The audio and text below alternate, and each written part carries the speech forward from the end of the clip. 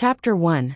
Terminal Meridians trashed. The moment Lu Muyen stepped into the Imperial Academy's gates, she received numerous types of gazes, of disdain, loathing, jealousy, ridicule, dislike, and of interest, that of which appeared like they were watching a play.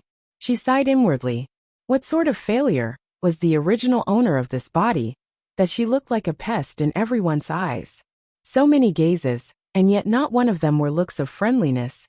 She was really speechless. Calmly ignoring all the unfriendly gazes, Lu Muyen continued towards the direction of the library. According to the memories of the original owner, the library of the Imperial Academy collected the most comprehensive list of books in the entire empire, including books that recorded various medicinal herbs and spiritual herbs on this continent. She now wanted to find out if this continent had the spiritual herbs to refine the marrow cleansing pill. She, Lu Muyen, a cultivator with the heavenly spiritual root at the body fusion stage, encountered the battle between two true spirit cultivators when she was breaking through to the great ascension stage, and, unluckily enough, was dragged into the spatial storm caused by their battle. Her physical body was destroyed, while her soul transmigrated into the body of a natural-born trash with the terminal meridian's constitution on Tianling continent. Whether in her former lives' cultivation world or the current world, both followed the law of survival of the strongest. Lu Muyen was currently far too weak. Any random cultivator could easily squish her beneath their foot.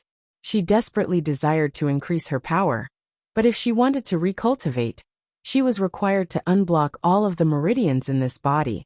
Otherwise she couldn't even feel the spiritual force of heaven and earth in this world, not to mention absorb it to cultivate. And the only way to solve this problem was to refine the marrow cleansing pill, and improve and eliminate this trash body. People with terminal meridians simply meant that their entire bodis meridians were blocked, unable to unclog, and no matter how hard they tried, they wouldn't be able to absorb the spiritual force in the atmosphere. At most, they could only cultivate until advanced phase sword apprentice in this world. On the way to the library, Lu Muyen could hear people judging. When one young girl saw Lu Muyen had passed by, she immediately went to her friend beside her whispering, "Isn't that Lu Muyen?" Whyd she returned to the academy. Other than to chase after Qi Yixian, why else would she return to the Imperial Academy? Another person replied in disdain. She still has the face to return, how shameless. There was derision in this girl's voice. That's right, Qi Yixian never gave her any good looks. Mentioning the name Qi Yixian, there existed a sliver of yearning in her voice. Another person continued. She shamelessly chases after Qi Yixian every day. The Lu clan lost all their face because of her. Exactly. Why couldn't she have just been beaten into a handicap by Gu Yanran last time? Then she added, "Oofed. I almost forgot she was already trash. She'll lower your voice. If she heard you, she'd bring her guards to bash people again. Whatever you say, she still has her superior status protecting her. So what if she's trash? Not like we can afford to offend her." There was a hint of bitterness in her voice. Lu Muyen rolled her eyes, but didn't bother debating with them. Her most important thing right now was to improve her constitution. Without power as the premise, her days were truly miserable. Using the barbaric ways of the original owner of this body, as if she had a brain spasm one. To bully others was something she really couldn't do. But in reality, the original owner of this body wasn't really that unbearable. Since she inherited all the memories and emotions of the original owner. In Lu Muyen's eyes, the original owner simply loved a person she shouldn't have and used simplistic and idiotic ways to deal with interpersonal relationships. Her reputation was only ruined by scheming people. She wasn't a bad person. She actually pitied the original owner. She was born in the Lu clan that was brimming with prodigies. Yet she was a person born with the terminal meridian's constitution. She didn't belong. Despite her strong background, it could never fill the loneliness and inferiority in her heart. So she used unreasonable and willful methods to hide her hopelessness and struggles. She licked her wounds alone. Wounds from unobtainable love, eventually resulting in her willingly dispersing her own soul, and relinquished the body to the current Lu Muyen. The library was situated deep within the forest of red maple trees. Within the forest, arrays were installed, and only those who bore the customized student badge of the academy wouldn't get lost. A sea of fiery red maple leaves swayed with the wind. Beneath the sunlight, they were set ablaze, and even more gorgeous, forming a unique scenery within the academy. At the very end of the red maple forest stood a profound ancient building. Lu Muyan's powers were inhibited after her soul transmigrated, and she had no cultivation base.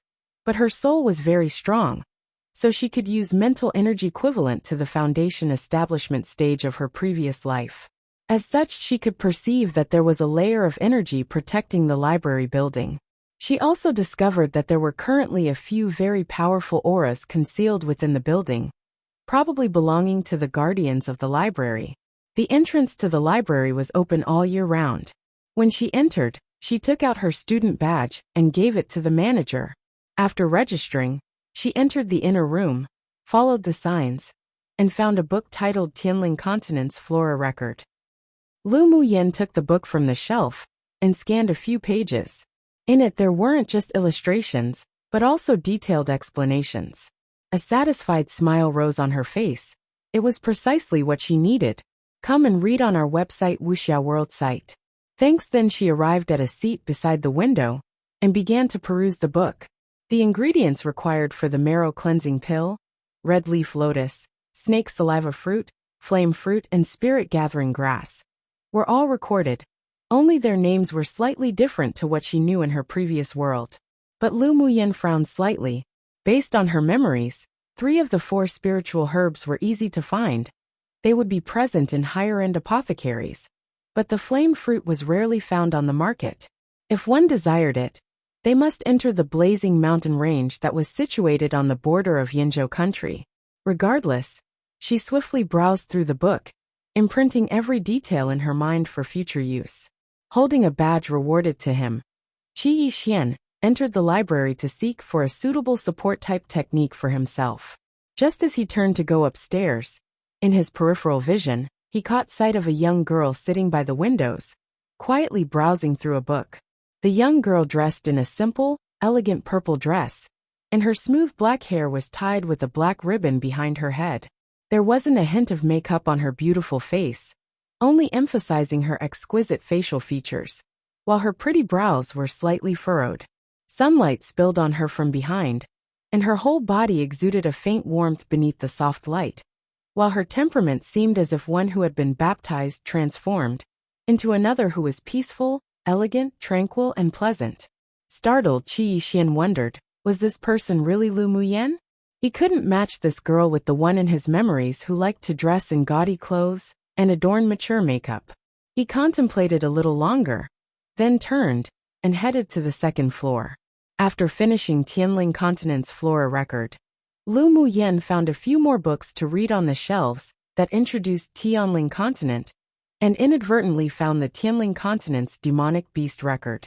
Interested, she read the entire book, and even memorized all the information. After stretching, she placed all the books back in their original places and left the library. Recalling the location of her residence in the academy, she quickly walked out of Red Maple Forest. Just as she turned left, a jarring, provocative voice entered her ear. "Oh, isn't this young Miss Lu? Why do you run so fast when you see our Yin Ran? Were you afraid of being beaten again?" Lu Muyan looked back and found 2 boys and 2 girls walking out from another part of the Red Maple Forest. The girl that spoke was considered pretty, wearing a glaring red silk dress that wrapped around her hot figure, with an obviously fake display of charm. At first glance, it was a woman with big breasts and no brain. Beside her stood a beautiful young girl with fair, tender skin, a shy smile on her face, and who wore a light yellow dress that gave her a gentle and refined temperament. Lu Muyan recognized them from memory. The red-clothed girl, Zheng Ro, was the official daughter of a wealthy merchant of the empire, while the other was that white flower too, Gu Yanran. Together with the girls, there were 2 men whose appearances were rather exceptional. One wore a stern face with a tall, straight posture, and was clothed in black, which generated a masculine temperament. His whole person exuded a cold and arrogant manly charm. He was precisely Qi Yixian, the original owner of this bodice most beloved. The other wore a luxurious purple robe with a handsome appearance.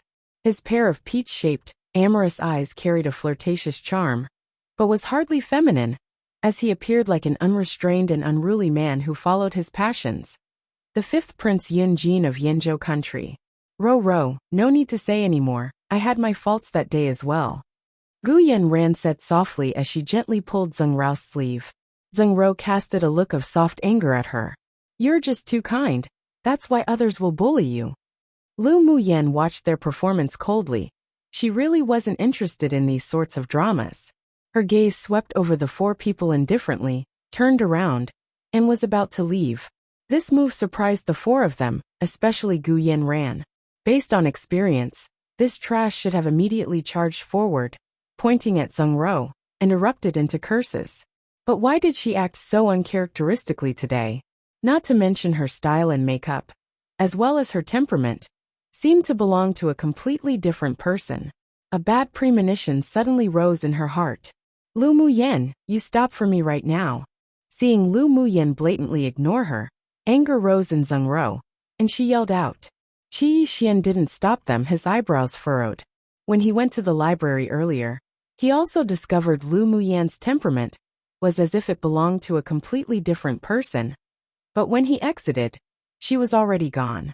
After exiting the library, he coincidentally met Yun Jin's group, so they left Red Maple Forest together, not expecting to meet Lu Muyan here. Yet today, despite meeting him, Lu Muyan actually didn't take the initiative to grate and stick to him. He sure wanted to see what sort of tricks she wanted to play. Meanwhile, Zheng Rao's call attracted the attention of the surrounding students, stopping each of them in their steps with the desire to watch a nice play. 1A screw loose basically. 2 probably a reference to White Lotus aka a fake female. Note, my first translated chapter. Yay. There may or may not be adjustments, particularly to the nouns used in this novel, whenever I see fit to help the story make more sense. But hopefully everyone enjoys this novel as much as I did. It might not be everyone's cup of tea, but I sure hope some people enjoy it. Chapter 2. Face slap killing intent flashed in Lu Muyan's eyes, and she turned around, looking at Zheng Rao coldly. Zheng Rao was stunned by her gaze, then felt she couldn't possibly be afraid of the gaze of a trash, so she shook her head lightly, puffed out her large breasts and said arrogantly, Lu Muyan, this miss here told you to stay, and yet you dare to leave. The cold light in Lu Muyan's eyes grew colder. This woman exploited her relationship as Qi Yixian's distant younger cousin, and often bullied and oppressed the original owner of the body. Meanwhile, the original owner always conceded to give face to the Qi clan. But in turn, it allowed this big-chested, no-brained woman to grow exceedingly arrogant, acting self-important. Who do you think you are? If I want to stay, I stay. If I want to leave, I leave. Must I ask permission from the daughter of a lowly merchant? Disdain and ridicule oozed from her gaze. It wasn't that she belittled merchants, but that their overall status in Yenzhou country wasn't that high. In recent years, it was only because Gu Yanran's elder sister entered the palace as an imperial noble consort that the merchant's status improved. Of course, it was probably also one of the emperor's acquiesced tactics. This was the first time Zheng Rao heard Lu Muyan mock her without consideration of anyone's feelings.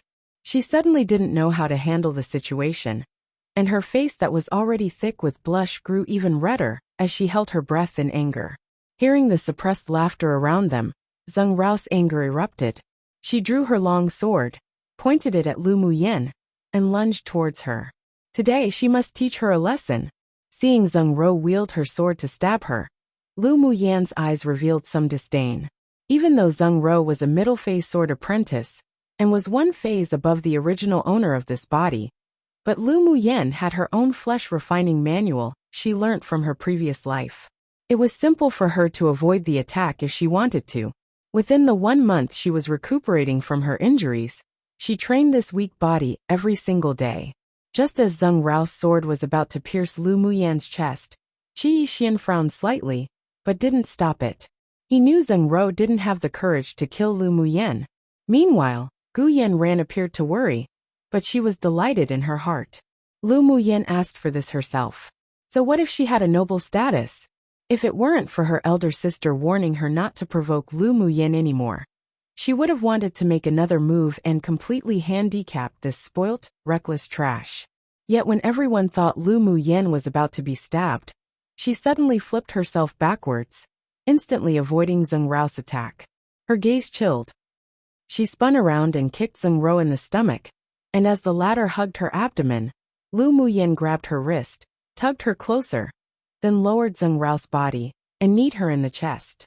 Zheng Rao had no battle experience, so she could only shriek in pain in this situation. Lu Muyan's shocking behavior stunned the audience. This trash had this sort of talent? It must be luck. Stop.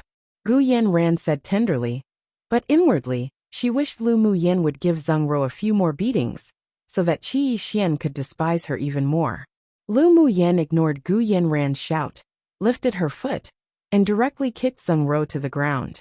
Zheng Rao held the place she was kicked, heard the ridicule of everyone, and disregarding the pain of her body, screamed like a madman, swinging her sword towards Lu Muyen again. But this time, she learnt to be clever, guarding against the tricks Lu Muyen used just before. Lu Muyen sneered. What a stupid woman. No wonder Gu Yanran took advantage of her all day long. She simply used her silk mist steps to dodge the attack, and dashed to Zheng Rao's side. An arrest knocked the sword from Zheng Rao's hands. Then with one hand clasping her wrist, the other reached directly for Zheng Rao's face. Come and read on our website Wuxia World site. Thanks Pa.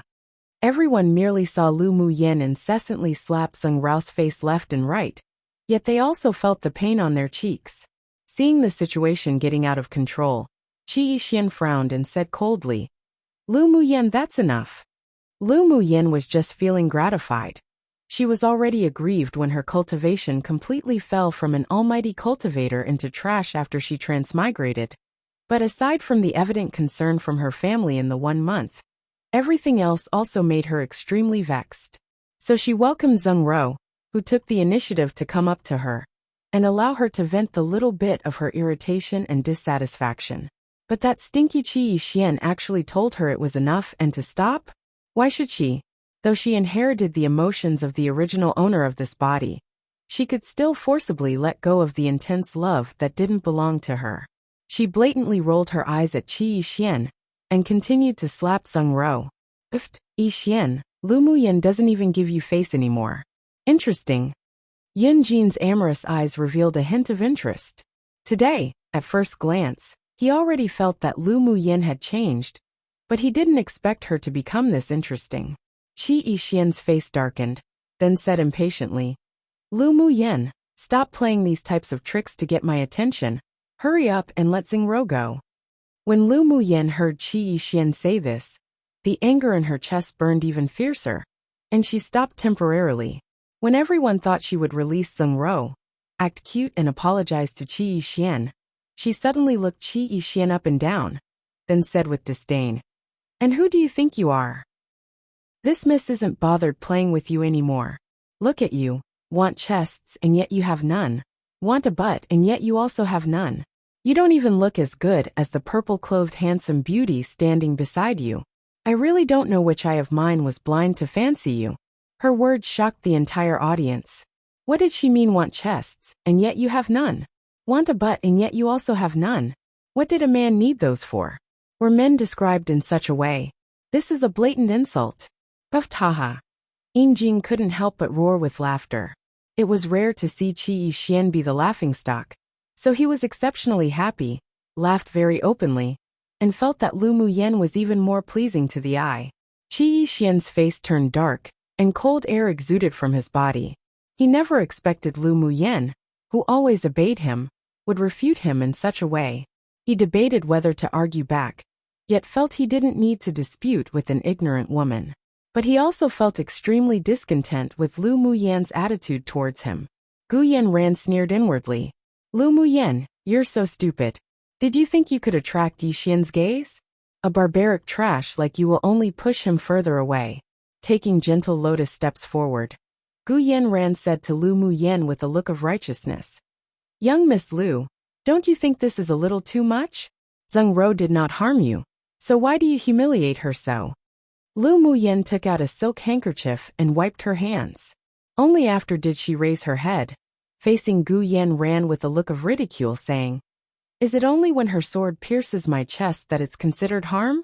Young Miss Gu, since you are young Miss Zeng's best friend, why didn't you come out and stop me earlier? Only stepping out to demonstrate your righteous heart after you finish watching the show. Is that not too late? What's more, is it in your place to tell this miss what to do? Who do you think you are as well?" When Zeng Ro heard Lu Muyan's words, she raised her head and looked at Gu Yanran with anger burning in her eyes. Gu Yanran didn't expect that after 1 month, Lu Muyan not only seemed to be a different person, but she was also so astute, resolving the awkwardness of her vicious and humiliating acts towards Zeng Ro, and even pushed the conflict onto herself. She wasn't afraid of Zeng Ro hating her, but she still needed such a stupid woman to be her shield, and an excuse to do things in her stead. "So young Miss Lu considers yourself reasonable for beating someone then? I saw Yi Xian stepping out to stop you, therefore I didn't. Who knew you wouldn't even give him any face today?" Gu Yanran said in a gentle voice, as if having been put in a difficult position, while acting considerate of Lu Muyen. "If I stepped out, I feared that I would accidentally hurt you. If that harmed the harmony between the Lu clan and the Gu clan again, my sin would be too grave."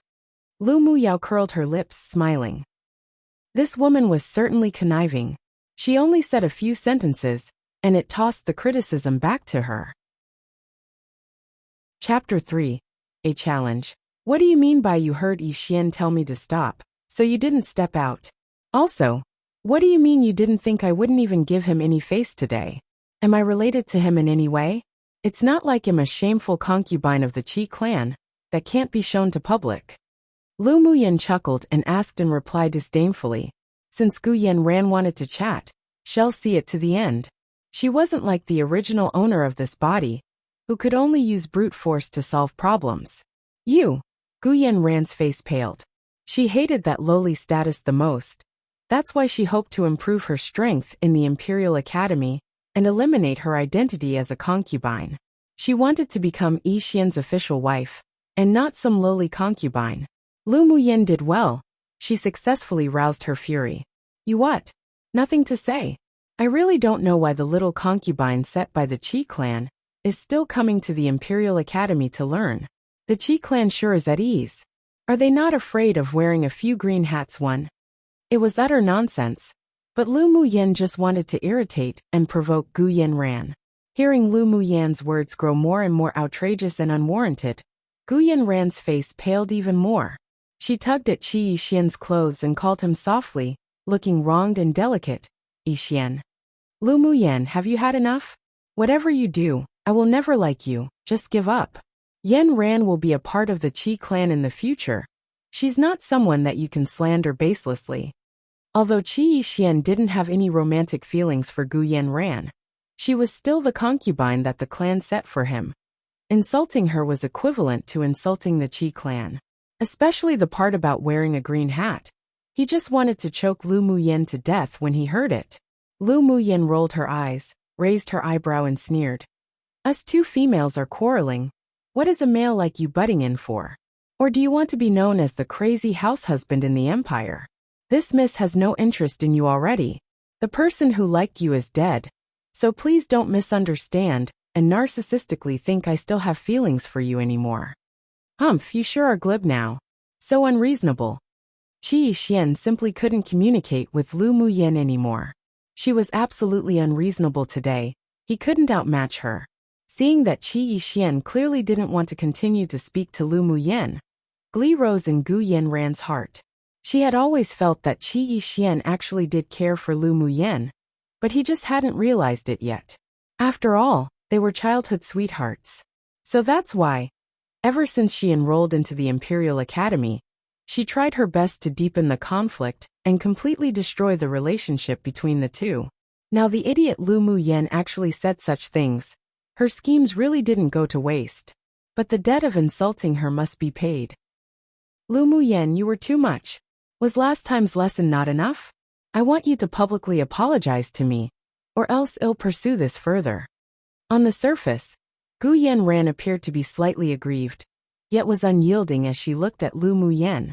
It made many men nearby pity her and cast unkind gazes onto Lu Muyen. Lu Muyen folded her arms, raised her eyebrows lazily and said, "Look at you deliberately showing off a delicate appearance. The men around you don't even need to drink alcohol, and they're already drunk for you. I think it's not far from wearing a green hat with such obvious seduction. And apologize in public? You think you're worthy with your status? And how do you plan on pursuing this further, You're courting death." Even though Gu Yanran was conniving, she was still only a 15-year-old girl. How could she endure such insults from her most hated person? Blinded by anger, she pulled out her sword and leapt at Lu Muyen. A smile flashed past Lu Muyen's face. She was waiting for this.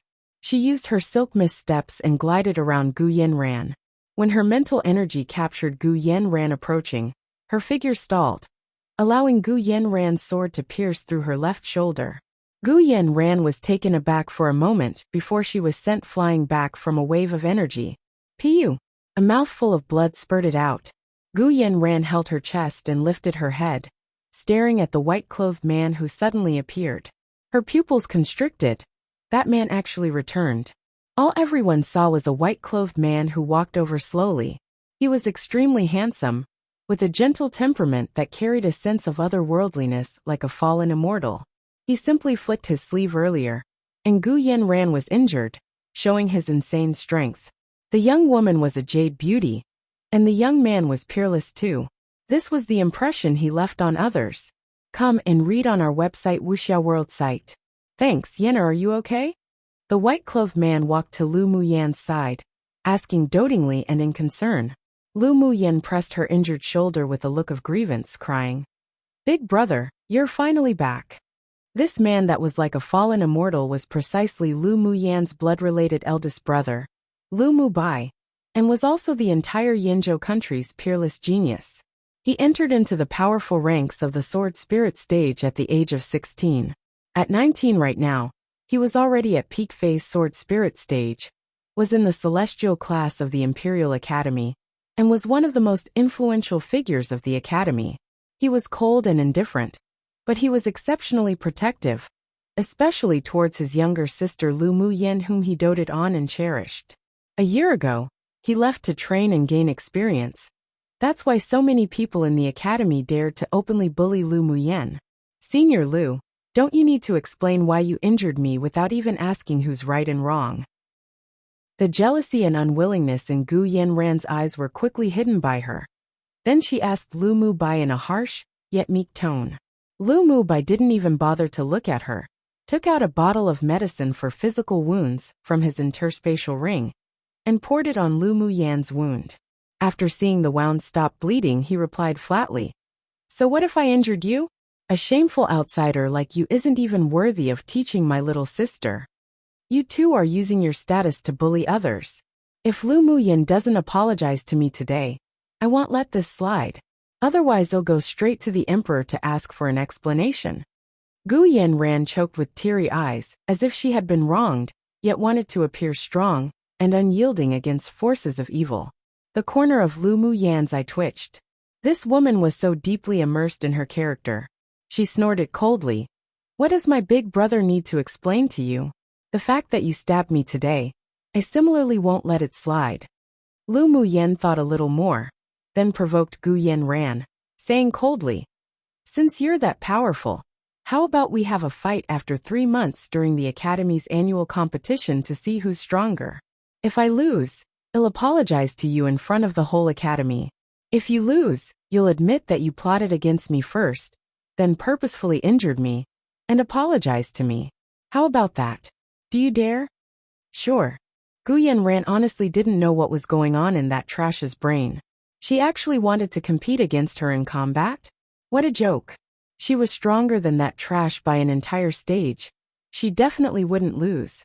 This was a perfect chance to ruthlessly trample on Lu Muyen, a noble, under her foot. She definitely wouldn't refuse such an opportunity. A trace of cunning flashed in Lu Muyen's eyes. She deliberately let Gu Yanran injure her, then took the opportunity to allow others to think she declared this challenge while emotional. On the day, she'll make sure Gu Yanran couldn't even cry. A few days ago, she received a message that Lu Mu Bai would return to the academy today. Based on the memories of the original owner, this big brother doted on and loved this little sister dearly. And Lu Mu Bai's aura had long been imprinted into her memory, so she used her mental energy to lock onto Lu Mu Bai's aura. The moment she felt Lu Mu Bai near her, the moment she used her words to anger Gu Yanran, then proposed a competition. Gu Yanran was already emotional due to the insults and humiliation, coupled with Lu Mu Bai's forceful oppression. So as she expected, the White Lotus Three readily agreed. The original owner of the body was previously schemed against by Gu Yanran and her company, resulting in her death. Now they were still relentless. Lu Mu Yan adhered to the principle of if one didn't offend me, I wouldn't offend them. If one offended me, I'll pay them back thousandfold. The most important thing to Gu Yanran was face and vanity. If she were to be defeated, in front of the academy's teachers and entire student body, by a trash she definitely couldn't take it. By then, it would ultimately leave a heart demon. So if she wanted to break through the bottlenecks of higher cultivation stages, she would meet with obstacles set by a demon. From then onwards, she would never be able to step into the pinnacle of cultivation in this lifetime. The most ruthless return to her enemy was not to let her die, but to toy her to her death. And everything fell into the eyes of a devilishly handsome man, who stood by the window of an old building beside the scene. He turned to leave and muttered, "What an interesting woman." 1 cheating. 2 Basically Lu Mu Bai is very handsome. 3 A girl who is fake in personality. Chapter 4. Lu Mu Bai. After Lu Mu Bai took Lu Mu Yan and left, Qi Yixian and the others also left one after the other, leaving only some students behind chatting. A few girls in the same class as Lu Mu Yan gathered. One of the plain-looking girls who dressed simply said, "Did Lu Mu Yan go crazy? She actually promised a fight with Gu Yanran. Was she trying to vie for Qi Yixian with Gu Yanran again?" "Yeah, she actually wants to fight for him against Gu Yanran." In what way could she compare to her? Gu Yanran was currently an initial phase Imp Great Sword Master, and she was only an initial phase Sword Apprentice. I heard she only got there because the Lu clan spent a vast amount of money to buy high-grade medicinal resources for her. With her condition, she actually dared to initiate a challenge. Did she want to die? Another fancily dressed woman said with disdain.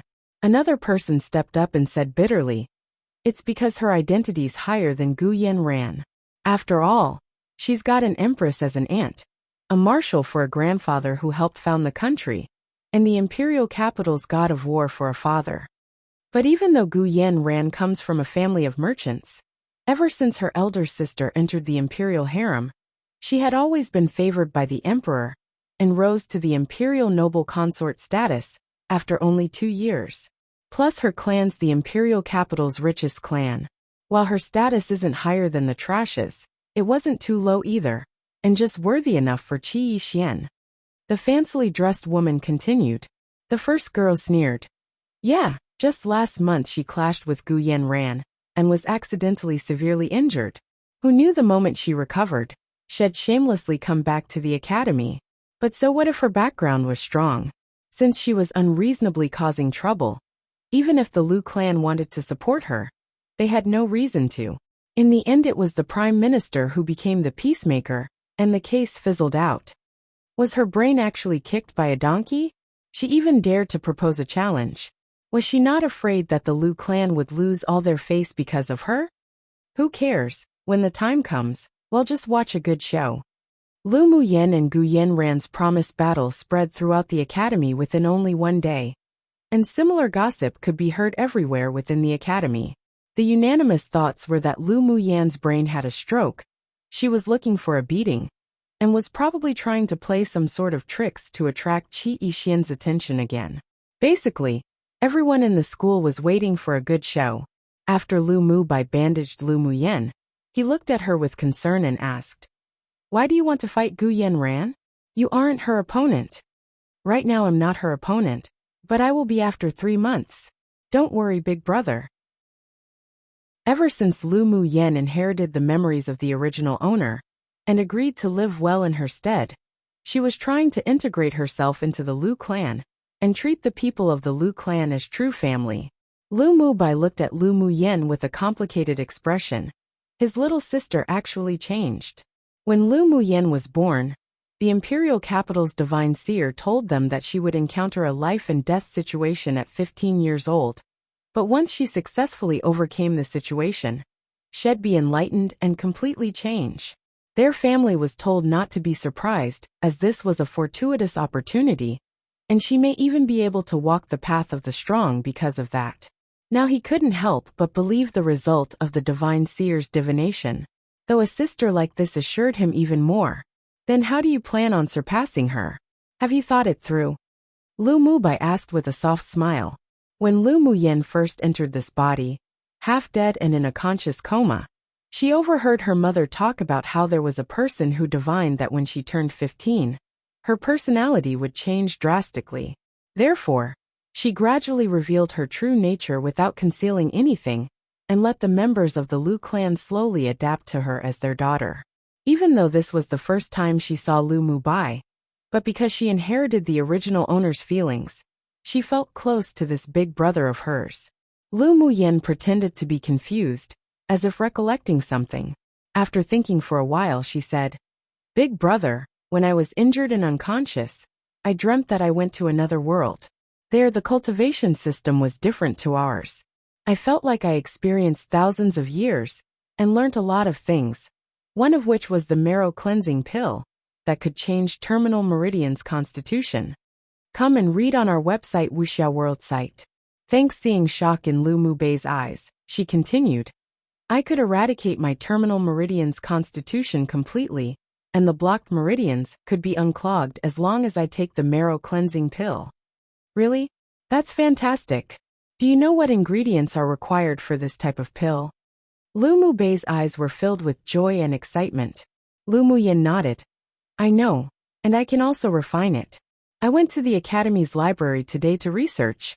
Even though the names of the spiritual herbs between the two worlds were different, according to the medicinal properties and the illustration on the books, they were definitely the same thing.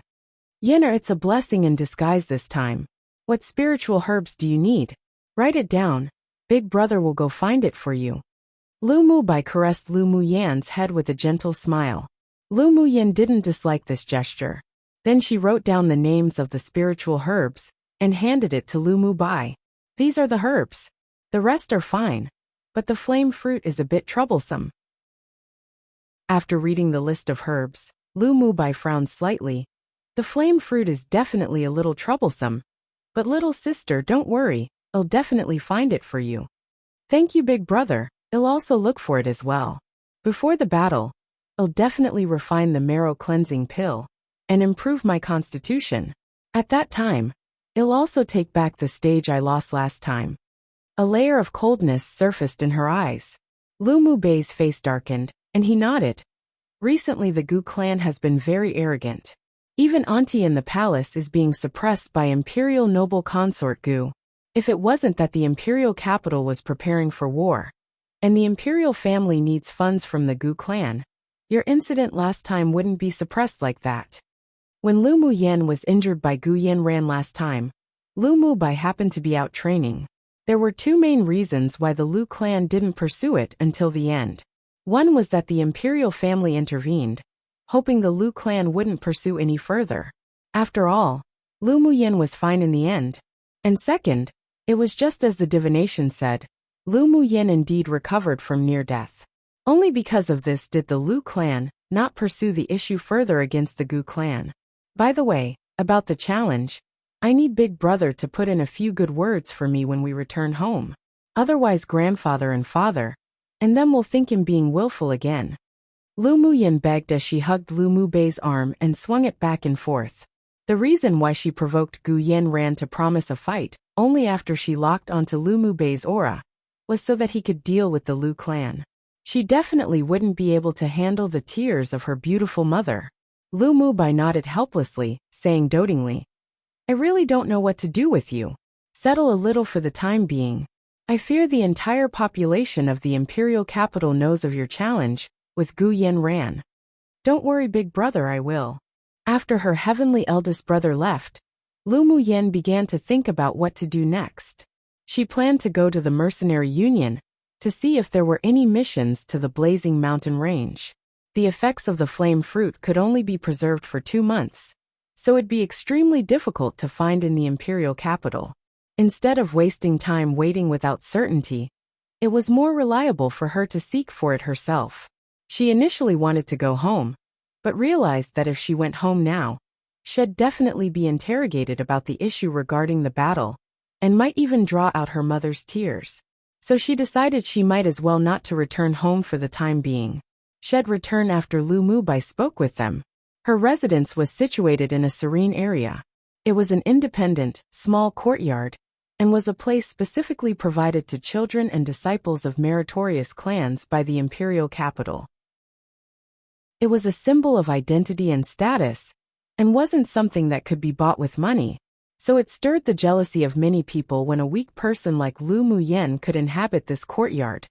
Gu Yanran and Zheng Ro were amongst them. After viewing the courtyard, she immediately collapsed onto her bed and fell deep asleep. She was very tired today. This body still required more exercise and training, so she decided to have a good rest and take a trip to the Mercenary Union early tomorrow morning. Chapter 5. The Mercenary Union. Early next morning, Lu Muyen went to the imperial capital's liveliest street. A branch of the Mercenary Union was located at the end of that street. The Mercenary Union was branched all over the continent, and it was easy to join. One only needed 10 silver coins to register and receive a low-rank mercenary badge. If one wanted to build their own party, then it required 1 gold coin, and the leader must be at least a great sword master. Each party member would then be issued a party medal, but regardless of whether it was a single mercenary or a party, as long as their task was completed, then their personal badges would be upgraded. Along the way, there were numerous vendors and street stalls everywhere, with the employees of various shops vying for customers. The lively streets were full of yelling and peddling. They sold anything, but the most sold items were still those used by mercenaries. Lu Muyen browsed the area with interest at first, but the things for sale were rather low-level and useless to her. Meanwhile, seeing that her clothing wasn't ordinary, owners of small vendors rushed over to sell their goods. She immediately dismissed the thought to continue perusing and walked into the Mercenary Union. The door of the Mercenary Union was wide open, with people flooding in and out, and was also very lively. There was a large hall upon entering, and in the middle was a circular stone table, with a height that came up to just above Lu Muyen's abdomen. Sitting behind the desk were a few people in uniforms who were doing registration, while mercenaries stood around them. She didn't rush to register, and instead walked towards the bulletin board that displayed the latest missions and started browsing. The Mercenary Union's missions were divided into 10 ranks, rank 1 being the lowest, and rank 10 being the highest. Each rank had its differences in difficulty and rewards. After looking through it, she found a mission to the Blazing Mountain Range in a corner. Rank 3 mission. Travel to the Blazing Mountain Range to find a Tier 2 fire attribute demonic beast with no restrictions to the species. The reward is 1,000 gold coins. As she read this task, Lu Muyen frowned. This task for individual mercenaries wasn't suitable for her. She wasn't familiar with the Blazing Mountain Range. It was best if she could take a party task. So she turned to the round stone table in the middle of the lobby for a consultation. "Does young miss need any help?" A young man who just happened to be free asked Lu Muyen with a smile. Lu Muyen nodded, lightly smiled and said, "I want to ask, aside from the missions posted on the bulletin board, are there any other missions issued for the Blazing Mountain Range? I'll check for you, please wait a moment." The man quickly found a book and started flipping through it. After that, he raised his head and asked, "Do you have a requirement for when the mission was issued?" "Recently issued. Best if it's a party mission." Lu Muyen replied. The young man nodded, searched a while longer, then pointed at the book and said to Lu Muyen, "There are 2 fitting your requirements. One is a rank 3 mission where you need to enter deep into Blazing Mountain Range and capture a Tier 3 fire-type demonic beast. But even though this mission's rich in rewards, the cultivation base of the mercenaries who participate must be at least advanced phase sword apprentice. The man paused, then continued. There's another rank 2 mission which requires the party to enter the blazing mountain range, hunt 30 tier 2 fire spirit rats, and retrieve their crystal cores. The only requirement is that they're at or above the initial phase sword apprentice stage. Lu Muyen thought about it. She wanted to participate in the first mission as well. It was rumored that the flame fruit was found only deep in the periphery of the blazing mountain range, but her cultivation base wasn't high enough for the mission. She mused a bit, then asked, apart from the first task requiring a great sword master, can anyone else participate? The young man looked at Lu Muyen with a little surprise, then said after a pause, they were also recruiting experienced physicians, and they must be at or above advanced phase sword novice. Physician? How do they judge if one was eligible to participate or not? A glimmer of joy flashed in Lu Muyen's eyes. She was actually qualified for the position of a physician. In her last life, when she reached a bottleneck at the celestial stage, she incarnated as a mortal and entered the secular world to comprehend the path of the heavens. There she met a mortal genius doctor who taught her the art of the golden needles, and naturally, she learnt all the medical skills. After tempering the void within herself, she didn't just discard her medical skills, but instead applied it to her own golden needles method she created herself, and also improved a lot in alchemy. This time, the organizer is Yi Qing Han, the young heir of the Yi clan. If you want to participate in this mission, you need to go to the Mercenary Union's second floor to accept a special personal assessment set by their clan at the Mercenary Union. Lu Muyen nodded, took out 10 silver coins and handed them over, saying, I want to register as a mercenary, please register for me. The man didn't ask too much, accepted the silver coins, and began registering for her. After finishing, he gave her a rank 1 mercenary badge. Come and read on our website Wuxia World site. Thanks, thank you, Lu Muyen said with a smile after putting the badge away. The young man shook his head with a smile, then decided to remind her. If Miss wants to go to the blazing mountain range, I advise you, that place is listed as one of the 10 treacherous zones.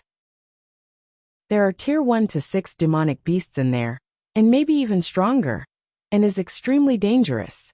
If it's not necessary, it's best not to go. Thank you for the caution. Lu Muyen smiled and nodded, then left the registration area, heading for the second floor. The area on the second floor was also very spacious, divided into many rooms, and each room had an evident purpose. Lu Muyen quickly found the place to enlist for the rank 3 mission to the blazing mountain range. After entering the room, she saw that there were already 2 young mercenaries inside being questioned.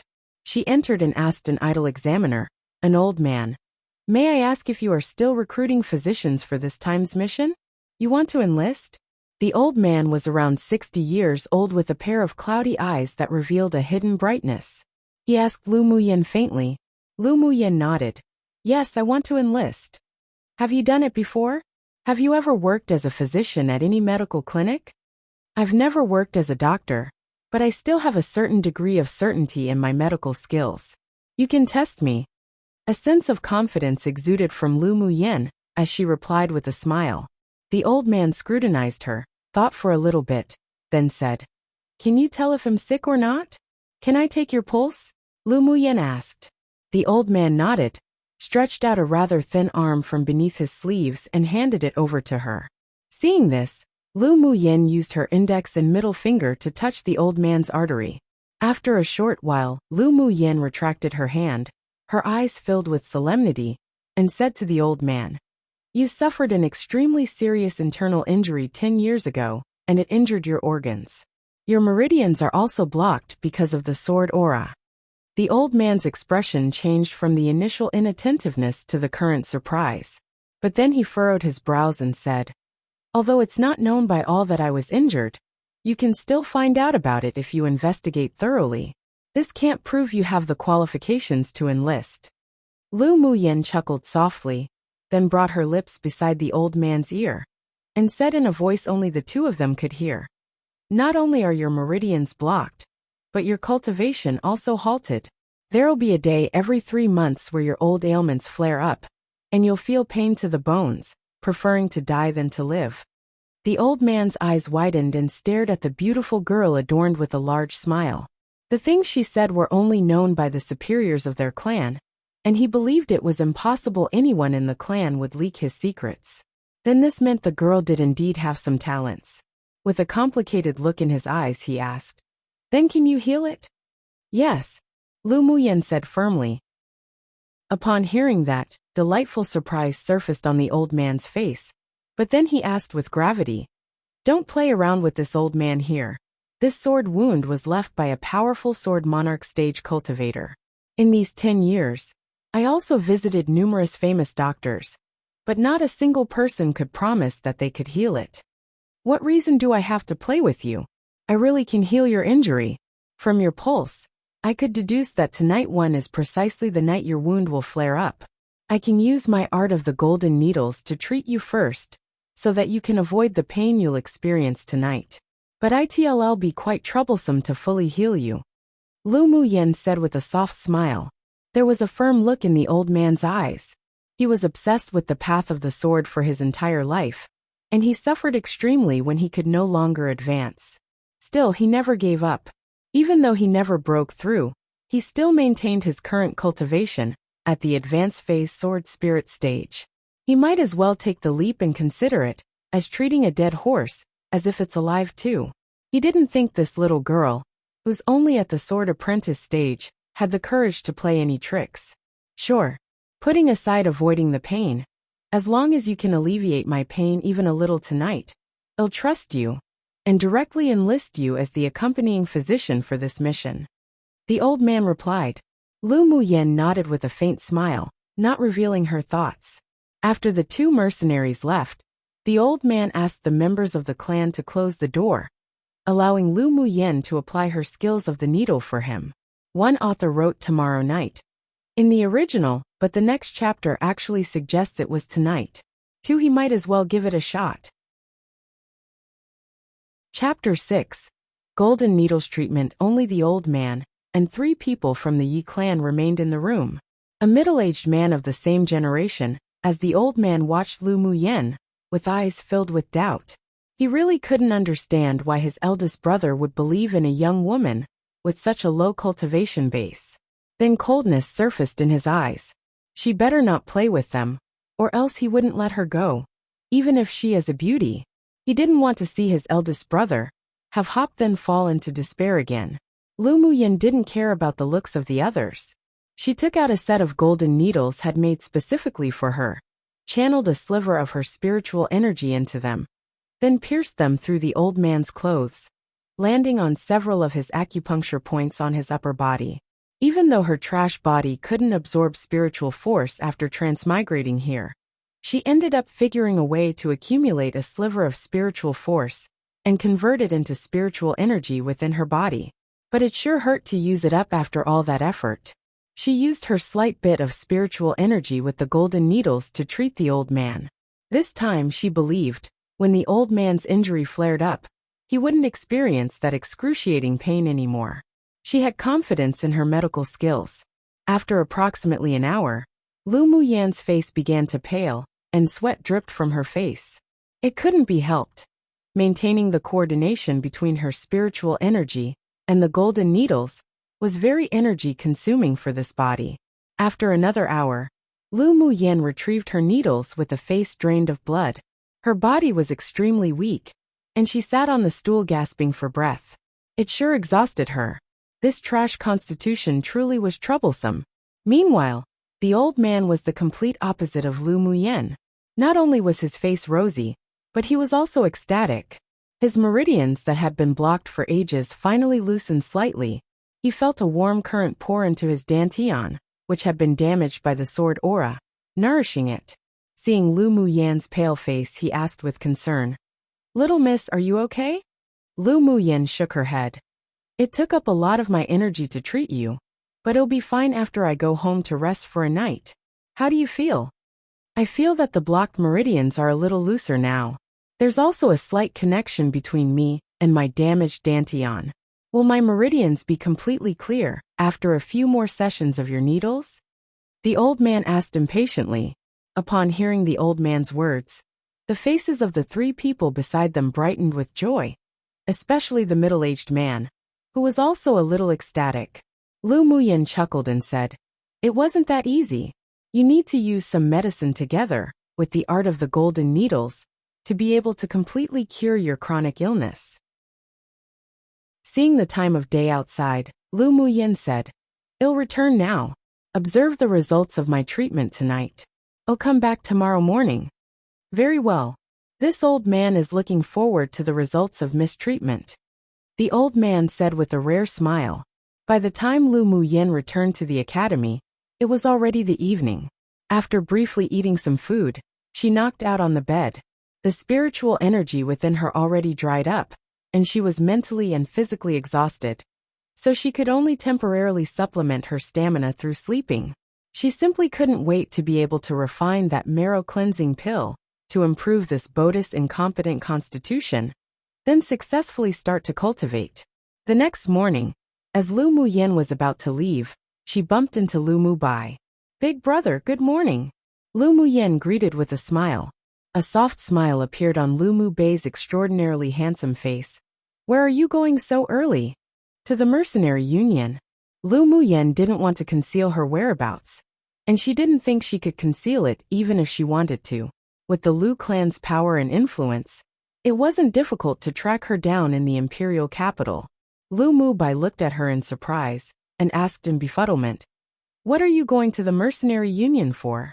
"Come and read on our website Wuxia World site." "Thanks. I accepted a mission to the Blazing Mountain Range. I want to go see if I pass today." Lu Muyin replied with a smile. "Nonsense. Is going to the Blazing Mountain Range a game to you? Do you know how dangerous it is there?" Lu Mubei's expression chilled and scolded her.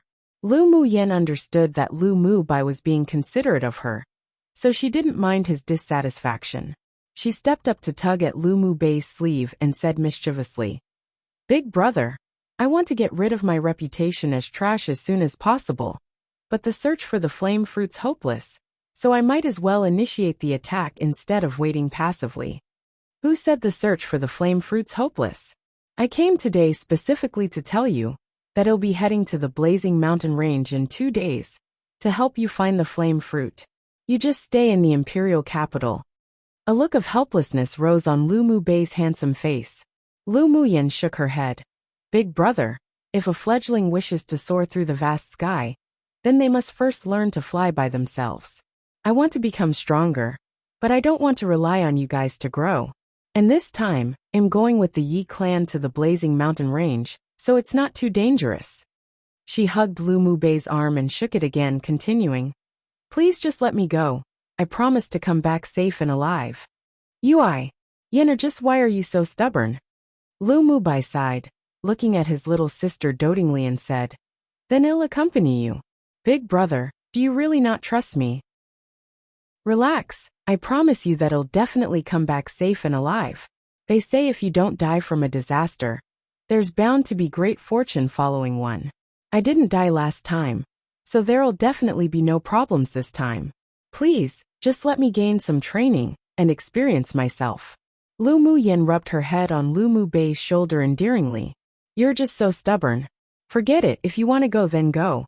But you must pay attention to your safety, got it?" Lu Mubai compromised. His little sister was great in every way, all but her stubborn temper. She simply wouldn't stop until she hit herself against the south wall too. It wasn't something that he could change either, and even if he did stop her, she'd still sneak away. After musing, Lu Mubai retrieved a yellow talisman from his interspatial ring and handed it to Lu Muyin. "This is a 1,000 Li teleportation talisman. If you're in danger, use this talisman. It can teleport you 1,000 Li 3, no matter what, safety first. Even if you don't find the flame fruit, it doesn't matter. Prioritize your own life. Big brother will help you inquire about the flame fruit in the Imperial city during this time." "Thank you, big brother, you're the best." Lu Muyin took the talisman and put it away. In this world, sword masters could be divided into alchemists, smiths, formation masters, and talisman masters, to name a few. It was rather similar to the cultivators in her world. But these professions were scarce here, and all of them were treated like treasures, vied for by various entities. Honestly, you, just so willful. Lu Mubai said dotingly as he tapped Lu Muyan's nose with his slender fingers. Lu Muyan finally tricked her big brother away, and seeing that it was already rather late in the morning, she hurried towards the gate of the academy. Yet who knew that she'd bump into Qi Yixian and Yin Jin there? Isn't this Muyan? Where are you going in such a hurry?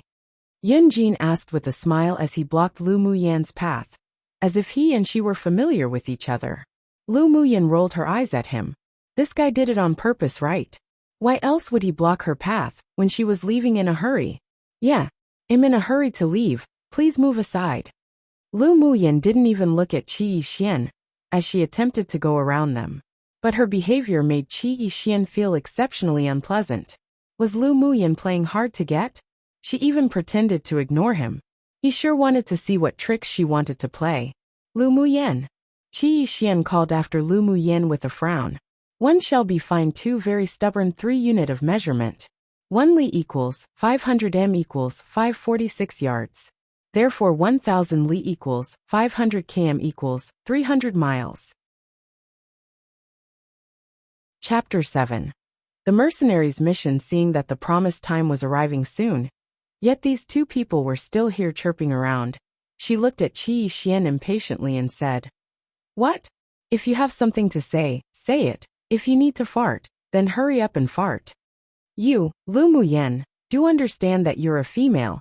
Don't keep acting so unfeminine every day." Qi Yixian didn't expect that Lu Muyan would be this impatient and rude to him. But why was it that when he looked at her simple and delicate appearance in her elegant purple dress, he suddenly remembered the times when they were younger? That cute little girl who would chase after him calling Big Brother Xian. Since when did their relationship become like this? While Qi Yixian was lost in his own world, Lu Muyan said sarcastically, without giving him any face, "Who are you to me? What does it matter to you whether I behave and look feminine or not? There's something wrong with you." She didn't wait for Qi Yixian to reply, and quickly went around them. Qi Yixian's eyes revealed faint surprise as he stood there, staring at the purple figure leaving their sight, with Yin Jin who looked as if he was watching an interesting play. Lu Muyan cursed Qi Yixian inwardly as she hurried. That damnable man. What was he doing acting so arrogant and self-righteous in front of her? He really thought he was someone important? Lu Muyan's feelings for Qi Yixian were very complicated. Sometimes she would despise him, yet her heart would also throb for him from time to time. Although the original owner of this body made the decision, willingly, to completely dissipate, but that strong love for Qi Yixian still remained within her body, and was inherited by her. That's why every time she met Qi Yixian, she needed to consciously suppress the strong feelings for him that was left behind. So she didn't want to see Qi Yixian even more. "Yixian, I don't think Lu Muyan's playing hard to get. Do you remember that rumored divination?" Yin Jin's eyes were filled with interest. He was currently very fascinated by Lu Muyan, so he hoped that she wouldn't disappoint him. Qi Yixian nodded with a frown. Clans like theirs definitely knew about the divination from 16 years ago, one made by the divine seer. It seemed that the divination came true. Lu Muyan really changed, and seeing the beautiful figure disappearing in their sight, he felt an inexplicable sense of loss. Then he shook his head and laughed in ridicule at himself. When Lu Muyan arrived at the mercenary union, the agreed time had already passed. She cursed Qi Yixian and Yin Jin again inwardly. The moment she entered the door, she found one of the juniors from the Yi clan she met yesterday waiting in the lobby. "Miss, you finally arrived. The elders have been waiting upstairs for a while now," the young man said to Lu Muyan with a smile. Lu Muyan nodded. "Thank you for your trouble. Let's go." When she entered the room, she discovered that aside from the middle-aged man, there were 2 others. One of them was an old man that was around the same age as the elder from yesterday, who was red-haired, red-bearded, had a slightly rotund body, and an amicable smile on his rosy face. There was also a younger man who wore a dark patterned black robe, around 20 years old, with a handsome face. His facial features were as if they were sculpted, clear and defined, while his thin lips were slightly curled. Lu Muyan guessed that he was probably Yi clan's young lord, Yi Qinghan. Yi Qinghan raised his sharp, phoenix-type eyes, and also scrutinized Lu Muyen. She wore a simple and elegant purple dress, enveloping her graceful and attractive body. Her face without any powder was like a painting, and her facial features were exquisite, while her temperament appeared otherworldly. She was indeed an interesting beauty. Sorry something happened so I'm late, Lu Muyen said with a smile to the old man from yesterday. A type of smile he hadn't revealed yesterday was now apparent on his face, and he politely cupped his hands. Mrs. Too polite. Thanks to mistreatment yesterday using the art of the golden needles, the pain that occurred last night was indeed not as agonizing as before. This old man truly admires Miss Medical skills. You're welcome. I also did this just so I could join your team to the blazing mountain range. So we were only obtaining what we each needed. Lu Muyen said bluntly. There was no need to hide anything in front of these intelligent and astute people. Miss Lu is indeed straightforward. Seems like the rumors in the Imperial capital about Miss is erroneous. Yi Qinghan's voice was mature and magnetic, very pleasant. Lu Muyen smiled softly. Since you know that I'm Lu Muyen, then aren't you afraid that this trash here is playing with you? Come and read on our website Wuxia World site. Thanks the Yi clan and her mother's clan, the Ling clan, were equals as they were two of the 10 distinguished spirit sword clans of this continent's eastern region. Even the Imperial family didn't dare provoke these formidable clans. If a man blessed enough to be born into such clans like Yi Qinghan were to investigate her, it'd be as easy as blowing off dust. The fact that you could control old Lu's chronic illness from recurring proves that you indeed have some real abilities. Listening and believing is not my style. I only believe what I see. The process is not important. I'm more concerned with the results. Yi Qinghan raised an eyebrow as he said with a faint smile. He naturally knew of that divination about Lu Muyen. Divinations from the divine seer were never wrong. So towards Lu Muyen's change, because of the divination from 15 years ago, even he felt it was only a matter of course. Naturally, why Lu Muyen knew the art of the golden needles had to do with her own fortuitous encounters, so he wouldn't ask. Then do you mean that I'm qualified to participate in your mercenary mission? Lu Muyen raised an eyebrow. Yi Qinghan chuckled. Naturally. Our mission his time lacks a good physician. We welcome your participation. I'm the leader of this mission, Yi Qinghan. When will we leave? Lu Muyen asked with a smile. Best to leave as soon as possible. Yi Qinghan glanced at old Lu and the others and said, Initially we were planning to wait until the 3rd day after old Lau's chronic illness flares up. But now we decided to leave tomorrow. Is that fine with you? That's fine, then it's settled. By the way, I heard that young Miss Lu can completely cure old Lu's illness? Yi Qinghan's eyes revealed a look of expectation. Lu Muyen smiled and said, Indeed I can, but right now I can only control the illness. If you want me to completely cure it, you need to pair the needles with medicine. 3 sessions should be enough to treat and fully recover. Then does young Miss Lu have any conditions? Based on Lu Muyen's background, not to mention how pampered and cherished she was in the Lu clan, she wouldn't risk going to the blazing mountain range for the puny 30,000 gold coin reward, unless there were some secrets. Admiration flashed by in Lu Muyen's eyes. This man was indeed smart. She also preferred straightforward transactions. I require the flame fruit. After you guys help me obtain the flame fruit at the blazing mountain range, I can treat old Lu. Of course, if I end up not finding the flame fruit, I can only say I'm unlucky. I'll still treat old Lu. As for an exchange, we'll talk about it then. Well, either way, I won't make it difficult for you guys. Very well, I agree. A smile rose on Yi Qinghan's handsome face. Even though the flame fruit wasn't easy to obtain, if it could be used in exchange for old Lu's health, then they still benefited from this. Not to mention, whether it was Lu Muyen's background or her very person, he felt that she was worth befriending. With such a beauty as company, their journey to the blazing mountain range wouldn't be boring anymore either. Then tomorrow at dawn we'll gather here and leave. Yi Qinghan thought for a moment, then smiled and added, Don't be late tomorrow, young Miss Lu. Lu Muyen rolled her eyes at him. What a petty man. I know, see you tomorrow. I still need to make some preparations, so I'll leave first.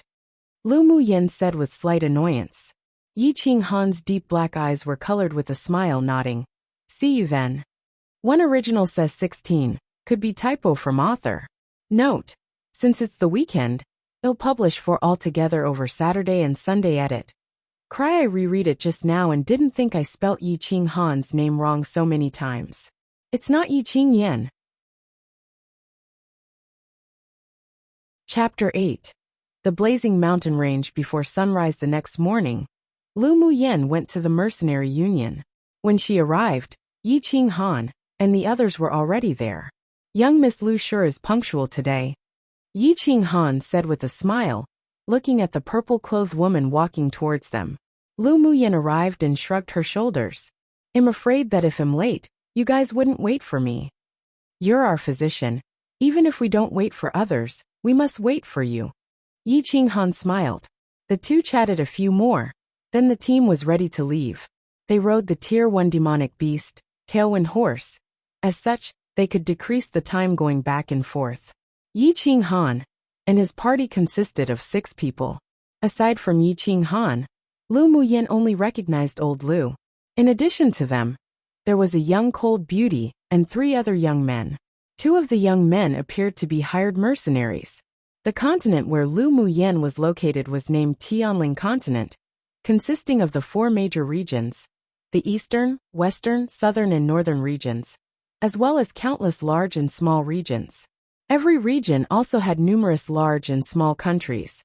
Yanzhou country was considered a country with strength in the middle-low range within the major eastern region, and one of Tianling Continent's 10 treacherous zones was located right within its border, the famous Blazing Mountain Range.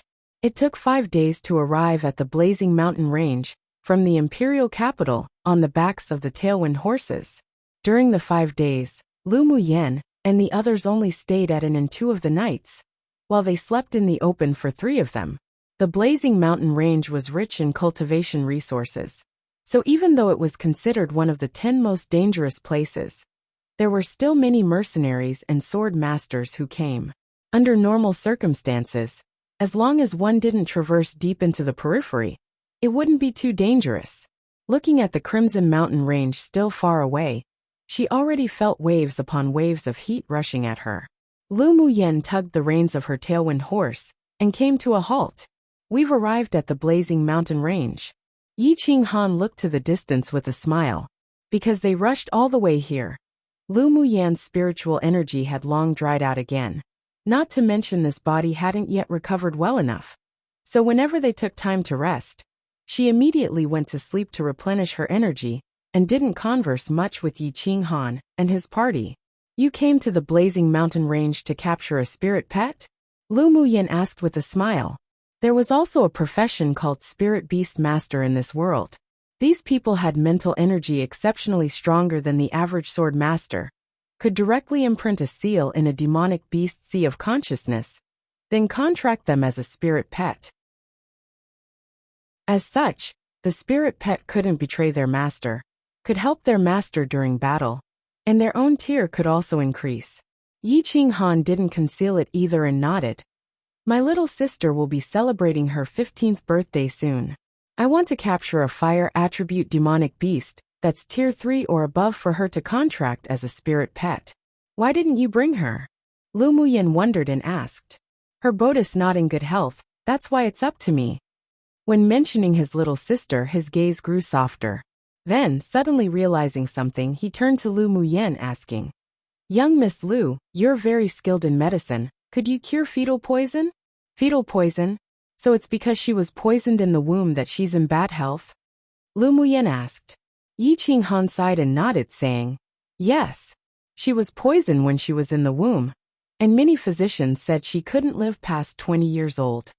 That's hard to say. It wasn't that fetal poison was incurable, but I still need to see your younger sister for the specifics to be able to make a decision. Lu Muyen was still confident in her medical skills. If she could successfully reach the foundation establishment stage of her previous world, and use her spiritual energy paired with medicine, it wasn't difficult to treat that kind of fetal poison. Yi Qing Han's eyes lit up. Having hope was better than determining that it couldn't be cured. He said sincerely, Then can young Miss Lu have a look at my little sister? Payment's not a problem. Apologies, I don't have any time lately.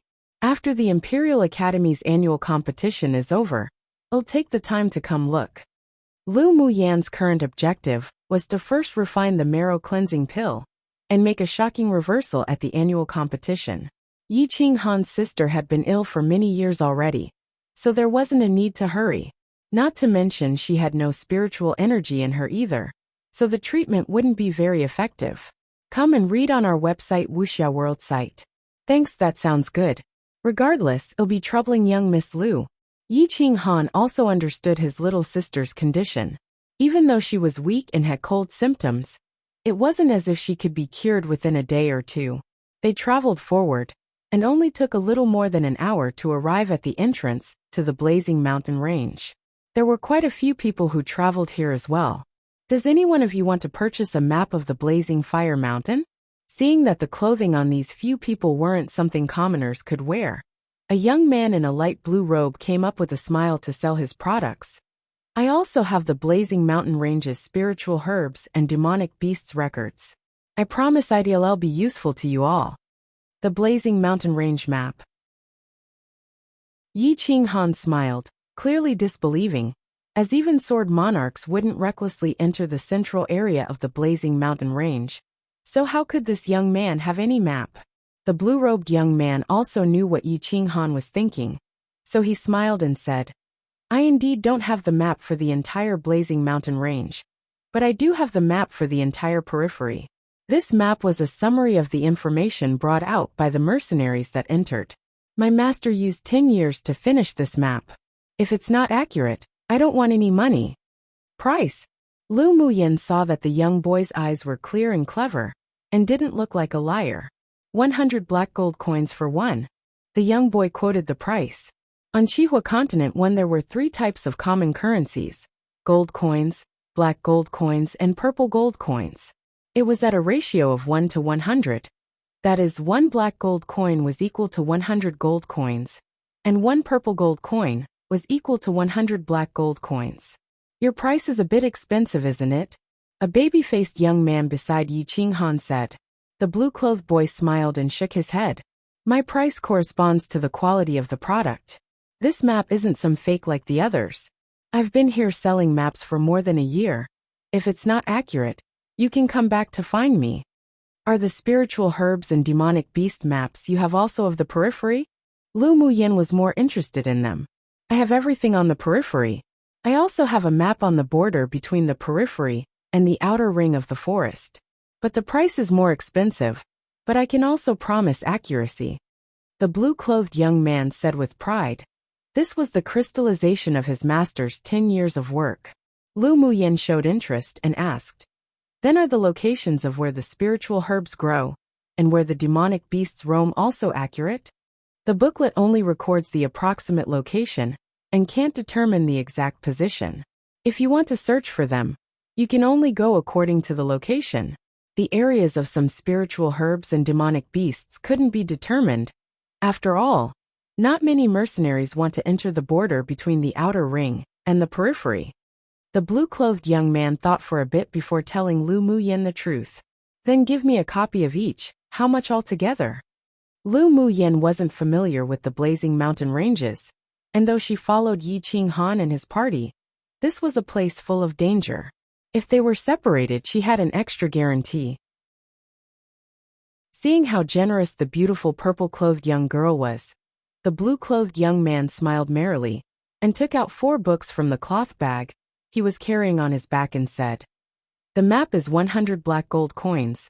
The spiritual herbs and demonic beasts map were 100 black gold coins each, and the map of spiritual herbs and demonic beasts on the border was 300 black gold coins. So a total of 500 black gold coins too.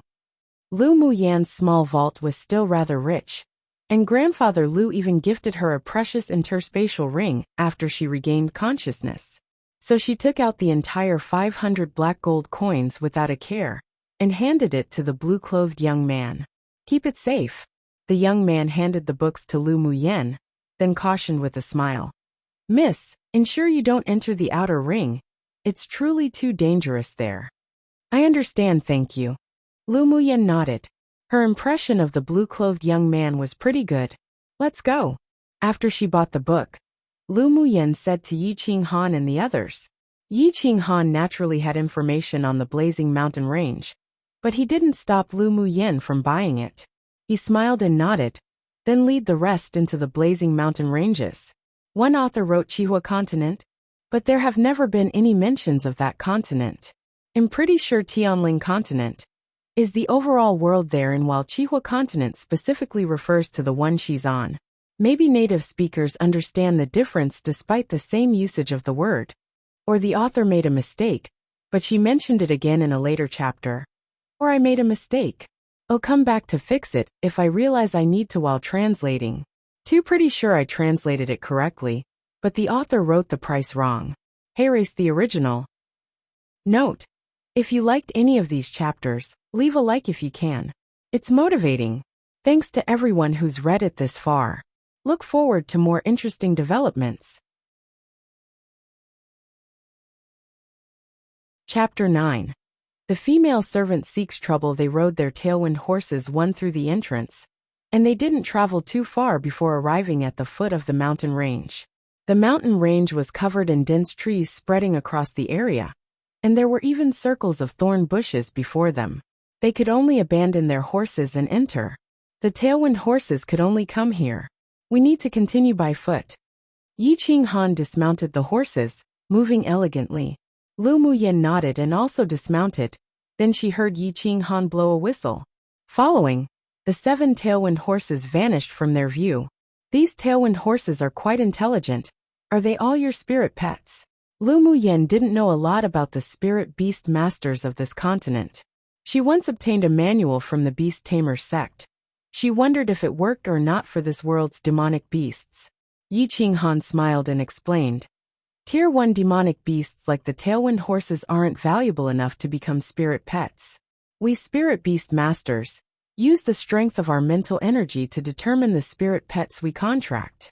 So a spirit beast master at the spirit novice tier could only contract 1 spirit pet, so on and so forth. But one could only contract a maximum of 10 spirit pets. So spirit beast masters want randomly contracted demonic beast to avoid wasting the quota. That is to say, spirit beast master clans like yours have other ways of taming tier 1 demonic beasts like the tailwind horse without a contract. After hearing Yi Qinghan's explanation, Lu Muyen had a general idea. Indeed, Yi Qinghan's eyes revealed some admiration towards her. Whoever said Lu Muyen was a good-for-nothing really were blind. Making 1 point was enough for her to understand the rest, and she was also smart and charming. Such a woman was very attractive. Are tailwind horses hard to train? Before Lu Muyen could fly on a sword, she wanted to obtain one for travel. Seeing Lu Muyen's bright eyes, Yi Qinghan also guessed a little bit of what she was thinking, so he promised with a smile. It's not difficult to train, but only spirit beast master clans have special training methods. If you like, I could gift you one. You can pick one out of any of the 7 horses just now. Sure. Then I want the one I rode earlier. Lu Muyen was very satisfied with how Yi Qinghan caught on. This man had a good temper. With a gentle smile on his lips he said, no problems. Then he took out a whistle from his interspatial ring and handed it to her, saying, this is a whistle to control the tailwind horses. You can use this to control it. After that, he told Lu Muyen the control method. After Lu Muyen learned it, she waved the whistle in her hand, smiled and said, thanks. Seeing that their young lord and the Imperial capital's infamous young Miss Trash were talking so harmoniously, the beautiful woman who followed behind them felt unpleasant. If it were any other person, perhaps she wouldn't feel this uncomfortable. But who was that trash Lu Muyen to be worthy to speak to a person like their young lord? Lu Muyen's mental energy was very strong, so she naturally discovered the dislike of the icy woman behind them. She curled her lips in ridicule. She really disliked women who pretended to be aloof and virtuous. Old Lu was rather polite to Lu Muyen all the way, and the reason he came this time was because he entered the periphery of the blazing mountain range 10 years ago, so he was familiar with this place. Young Miss Lu, let's leave after a break. Yi Qinghan said considerately with a smile as he saw Lu Muyan's face growing pale, and a layer of sweat was dripping from her forehead. Lu Muyan felt truly helpless about the condition of her body. She didn't have any spiritual energy within her, so she could only rely on an ice jade that Lu Mubai gave her before she left to resist the heat. But it was truly overwhelming to travel in this high-temperature region. Yes, sorry, I'm slowing down your pace. Lu Muyan's beautiful little face displayed an apologetic smile. She would try to adapt to this place. No worries. Yi Qinghan smiled and told the others to rest in place. Come and read on our website Wuxia World site. Thanks. The icy woman that came with them was called Yi Jing, a female servant to Yi Qinghan. Because she had good talent, she received training from the Yi clan, and was currently a middle-phase great sword master. Knowing you would drag people down, and yet you still came, who knows what you're really thinking, trash.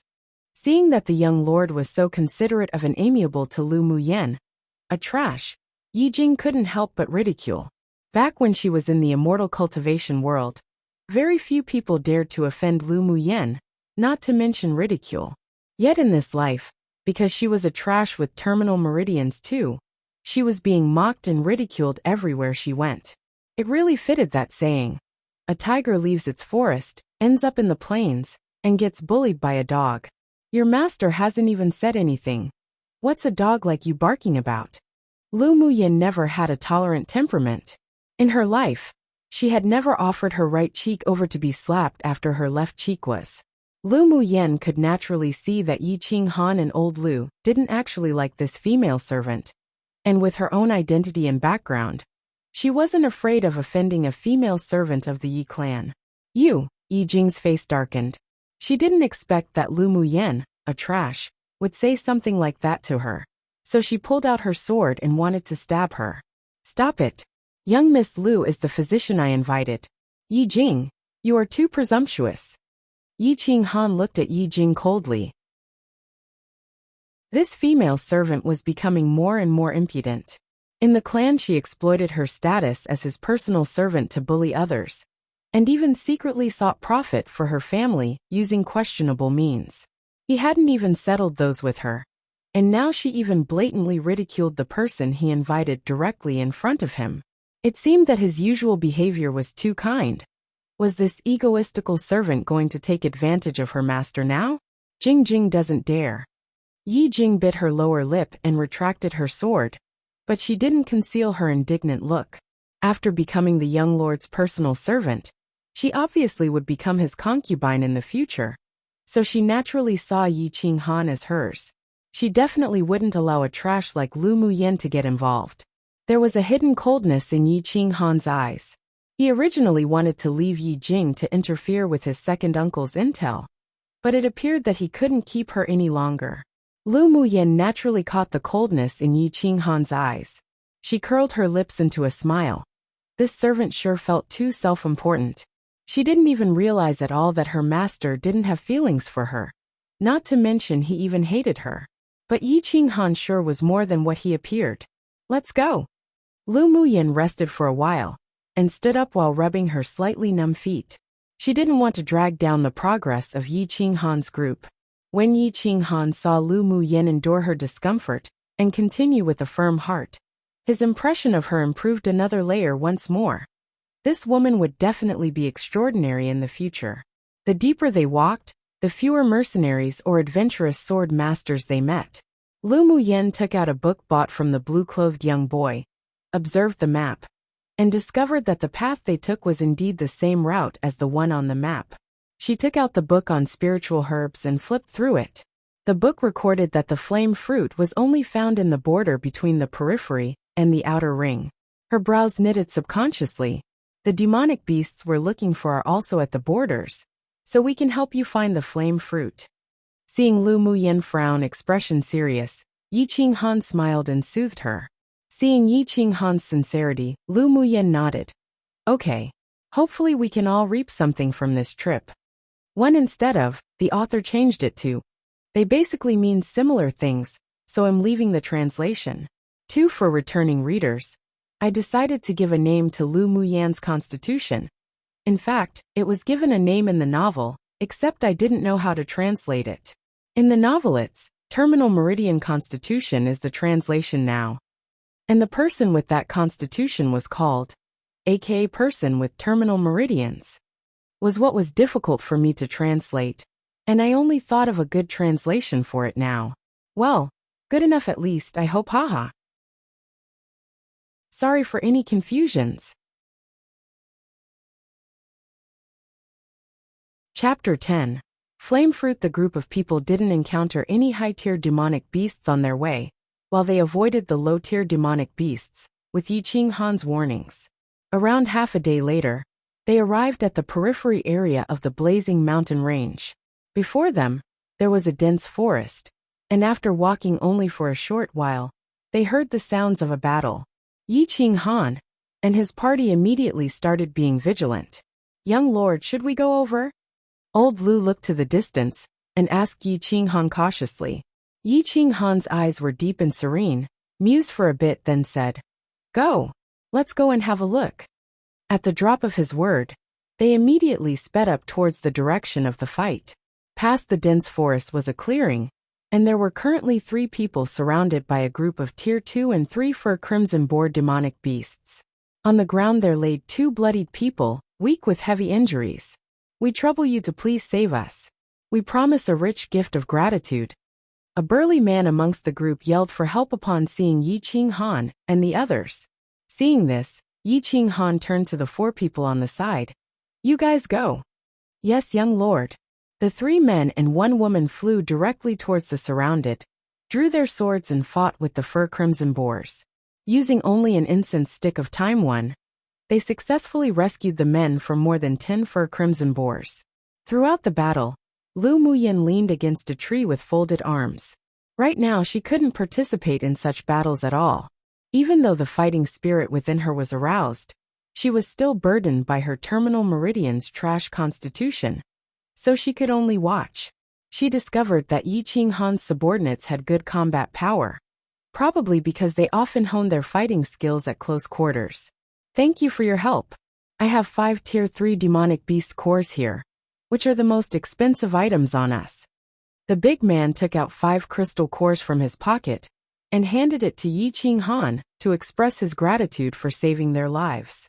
Yi Ching Han didn't reach for the demonic beast cores and said instead, "No need, it was just on the way." It wasn't easy for these mercenaries to come to the blazing mountain range for their missions. And even if he took these Tier 3 demonic beast cores, it wasn't useful to him. "Then thank you very much. If in the future you require our help, please let us know. My name is Jiang Dong, and they are members of my small mercenary party."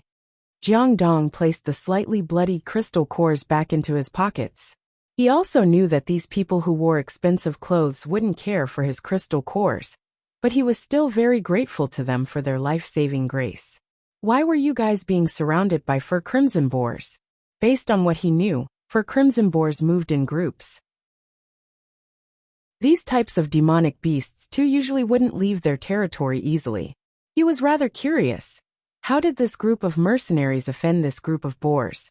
Jiang Dong and the other 2 squatted and helped lift the 2 injured from the ground, fed them a medicinal pill, then raised their heads and explained, "We were chasing after a Tier 3 striped leopard and accidentally entered the edge of the outer ring, but we also discovered a flame fruit.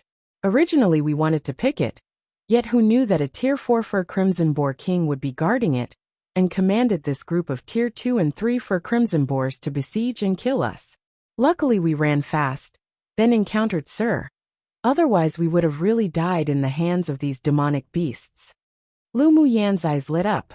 She sought for it fruitlessly until her iron shoes were broken, only to find it by chance without even looking. She hadn't even been in the blazing mountain range for long, and she already received news of the flame fruit. "What you found was really the flame fruit?" "Yes, and based on its appearance it should have just bore fruit. It still had a bit of green, and the fur crimson boar king should be waiting for it to mature. Otherwise it would have already eaten it." Jiang Dong answered honestly with his guess. "Where is the location of that flame fruit you discovered?" Lu Muyan was delighted. As long as she could find the flame fruit, she could refine the marrow cleansing pill, and improve her terminal meridian constitution. Come and read on our website Wuxia World site. Thanks. Jiang Dong mused, then pointed to a direction in the southeast and said, "We discovered it there. It's about an hour away. Young Lord Yi, I'm going to find that flame fruit. Are you going to come with me or stay here to wait for me?" Lu Muyen suppressed the emotions in her eyes and smiled softly as she asked Yi Qinghan. Yi Qinghan's eyes revealed slight surprise. Even if they already cleaned up this group of fur crimson boars. But with Lu Muyen as a low-level sword master, how could her abilities rival a Tier 4 fur crimson boar king and compete for the flame fruit? But seeing that Lu Muyen's eyes were clear and without calculations, it appeared that regardless of whether they went with her or not, it wouldn't make a huge difference. Curiosity rose in his heart with the desire to know just how she'd deal with the fur crimson boar king. "Well, go with you." Lu Muyen nodded. She didn't care if Yi Qinghan and his party followed or not. Although she was unable to confront Tier 4 demonic beasts directly, she had other life-saving trump cards, so she didn't need to fear the fur crimson boar king at all. Otherwise she wouldn't dare come to such a dangerous place like the blazing mountain range to search for the flame fruit. Yi Jing sneered disdainfully. What did she mean by go together or stay here? She was probably thinking of grasping onto their young lord for help either way. She felt unpleasant again. Who knew what their young lord saw in her to actually acknowledge and admire this trash to the point of helping her obtain the flame fruit? She didn't want to tag along at all. If you don't want to follow, then don't. Lu Muyen naturally heard the sneer of the disgusting woman who despised and belittled her. Her cold gaze swept to Yi Jing, then turned to Jiang Dong and said thank you. Before rushing over to the direction he pointed, Yi Jing flushed red with anger. This trash dared to speak to her like this.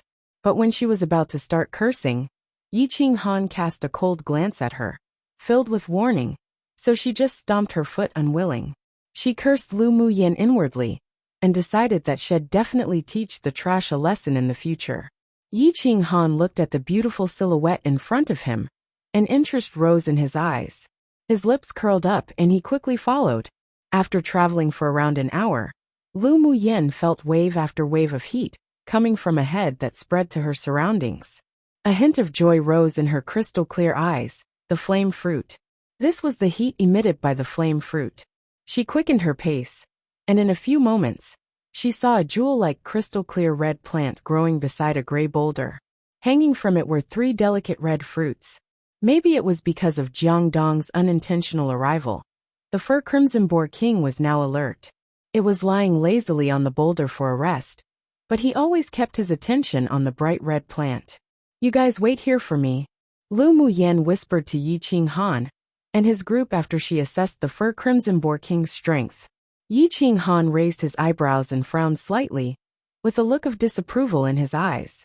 He whispered, "Don't belittle this Tier 4 fur crimson boar. Its defense and attack are both very strong. You're not its opponent. Relax, I know I can handle it." Lu Muyen waved her hand. Even though she didn't have the confidence to kill this boar king, she at least had enough confidence to obtain the flame plant. Yi Qinghan saw that Lu Muyen emitted a light of confidence and wasn't joking around, so he nodded and said, "Be careful. If there's any danger, I'll take action." "Sure. Then I'm going." Approximately half an hour, author wrote, which is used sometimes translated interchangeably or translated into magical beasts. But she always wrote before, so it's probably a typo. 3 She searched for it so hard before, only to find it so easily now. Chapter 11. Successfully obtained. After Lu Muyen finished speaking to Yi Qinghan, she used her flash steps and headed directly towards the fur crimson boar king. Flash step was a manual that she obtained back in the immortal cultivation world. After successfully learning its entirety, one's figure would be as ethereal and invisible as the wind, as well as being extremely flexible and changeable. The speed was extremely fast, and whether it was escaping or changing positions during battle, it was definitely one of the best means to save one's life. Meanwhile, the fur crimson boar king, that was lying on the huge gray boulder, also discovered the purple shadow that was rapidly drifting over. Its eyes grew bloodshot, and it puffed 2 streams of hot air through its nose. It immediately stood up. Its hind legs kicked the huge rock behind him. Then it shot itself out like a missile, heading straight towards Lu Muyen. Right when the fur crimson boar king was near her, slyness flashed in Lu Muyen's eyes. She reached out her left hand, swung it, and a ball of paper immediately hit the fur crimson boar king's nose. The paper scattered, and a bit of white powder spread through the wind, entering the boar's nostrils. The fur crimson boar king suddenly froze as if having a stroke and collapsed to the ground. Lu Muyen's lips rose in a smirk, and utilized flash step to its limit. She swiftly arrived by the large gray boulder, and without hesitation, she uprooted the flame plant and placed it directly into her interspatial ring. Meanwhile, the fact that she only took a few breaths of time to obtain the flame plant stunned Yi Qinghan and his party, who remained not far away. What sort of footwork was this? How could one's speed be so fast that their figure appeared like a ghostly silhouette? And what was that white powder? It could actually make a Tier 4 fur crimson boar king collapse to the ground. It sure enlightened them. They stared at the paper that the white powder was originally wrapped within, their eyes filled with shock, but also glistened with ideas. Although the fur crimson boar king fell to the ground due to Lu Muyen's powder, but its eyes were fixed on the purple figure. Seeing that the flame fruit that it guarded for so many years was lost to the hands of a damn human, its eyes were filled with fury, and it kept roaring. The effect of the powder didn't last long. So the moment Lu Muyen retrieved the flame plant, the moment the fur crimson boar king could move, it immediately stood up, charged at Lu Muyen furiously with its eyes as wide as copper bells, and its entire body filled with rage, as if it could only be vented after tearing her to pieces. Lu Muyen turned around and her gaze chilled. She could actually use mental energy to directly attack the fur crimson boar king's brain and let it collapse. But she didn't want to expose all her trump cards in front of Yi Qinghan and his party. So she could only use flash step to its maximum to dodge the fur crimson boar king's attacks. Lu Muyen avoiding every attack from the fur crimson boar king truly infuriated it. This damn human was so cunning. It must tear her into pieces. Although Lu Muyen could easily avoid the fur crimson boar king's attack using her flash step, but this boar's power was essentially a Tier 4 demonic beast equivalent to a sword spirit stage expert. And her physical strength, due to her terminal meridian's constitution, that couldn't absorb any spiritual force, could hardly compare to a sword master. Soon, her forehead covered in a thin layer of sweat. She harumphed coldly, then fled directly into the dense woods. Even if she couldn't kill it, it was still easy to escape. Yi Qinghan naturally understood that Lu Muyen's physical strength was almost overdrawn. So seeing that she was escaping, he couldn't resist, tapped his foot, and flew out. He drew out his prized sword and swung at the fur crimson boar king with a sword attack that was filled with elemental energy. One could only see a flash of golden light from the sword that formed an arc in the air and instantly entered the fur crimson boar king's body. Pung! The fur crimson boar king was blasted more than 10 meters away after being hit directly by Yi Qinghan's sword aura. Following, blood dripped from its nostrils and eyes, and after twitching a few times on the ground it perished. Lu Muyen stopped, turned around and returned to Yi Qinghan's side saying, "Thank you." Although she could escape, or even kill the fur crimson boar king with her mental energy without Yi Qinghan's help.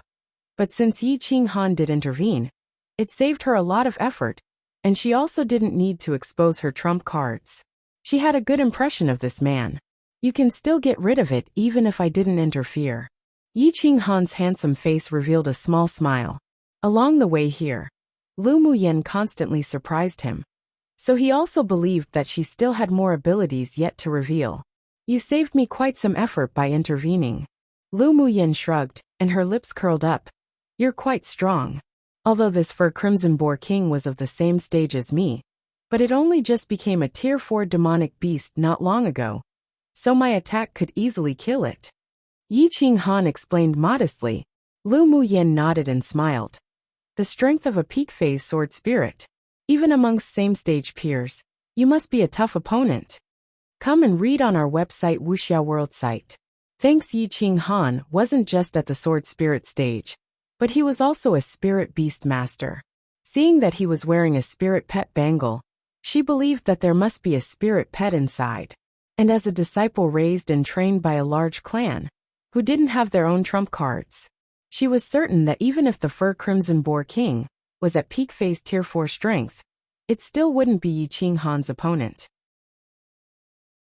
Yi Qinghan smiled softly in tacit recognition of her words, gave a look to one of his subordinates. The subordinate understood to open up the Fur Crimson Boar King, retrieve its crystal core, and hand it to Yi Qinghan to put in his interspatial ring. Interspatial rings were scarce in Yinzhou country, and only people with a certain identity, status and power could own and use one. The interspatial ring worn by Lu Muyan was a gift from her grandfather for her 15th birthday. Low-level sword masters without any background, such as mercenaries like Jiang Dong, could never afford interspatial rings. They would all buy a special type of inexpensive interspatial bag. It was fairly easy to carry around, but only had 1 cubic meter of space and wasn't bound to anyone. Whoever obtained it could easily open it and use it, and their toughness couldn't compare to interspatial rings.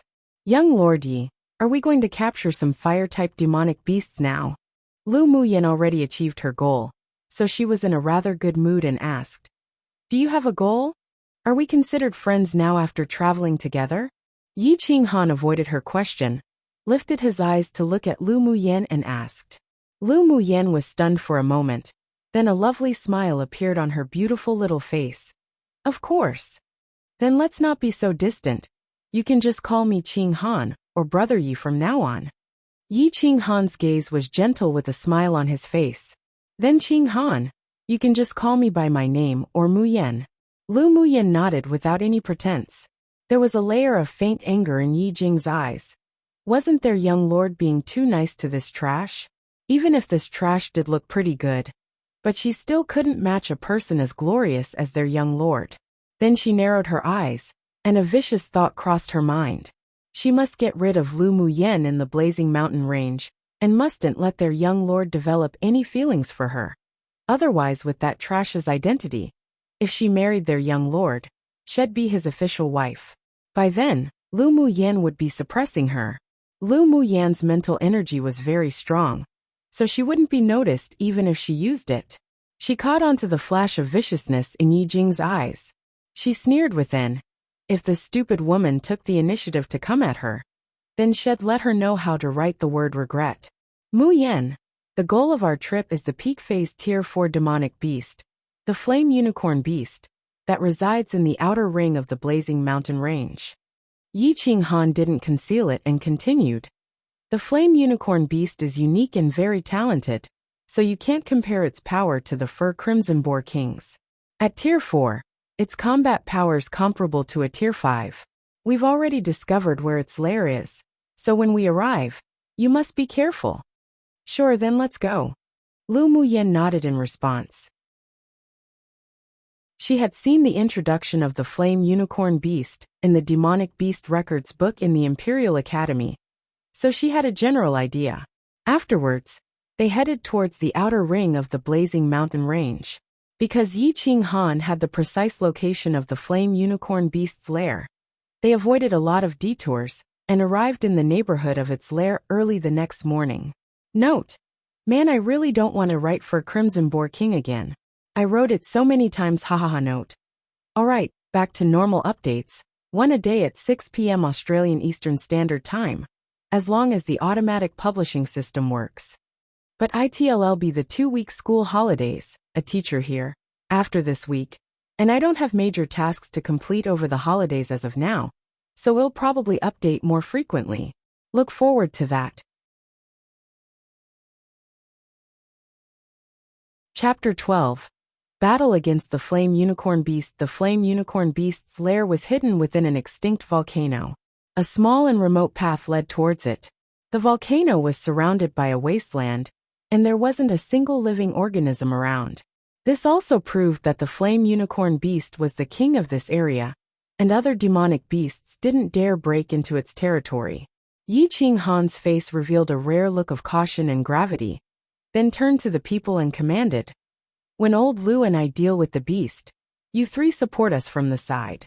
If any of you are wounded, go to Lu Muyen for treatment. Yes, young lord. Yes. Right, Muyen. Do you still have the powder you used against the Fur Crimson Boar King?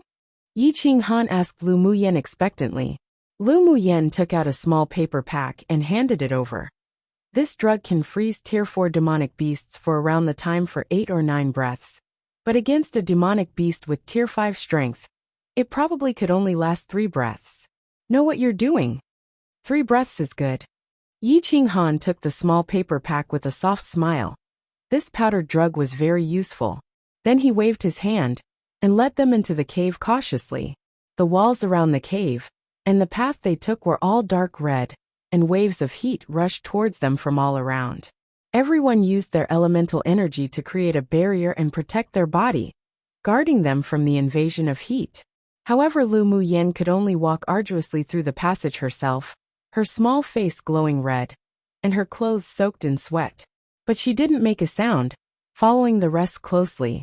Yi Qinghan glanced back at Lu Muyen, who hung at the end of the party.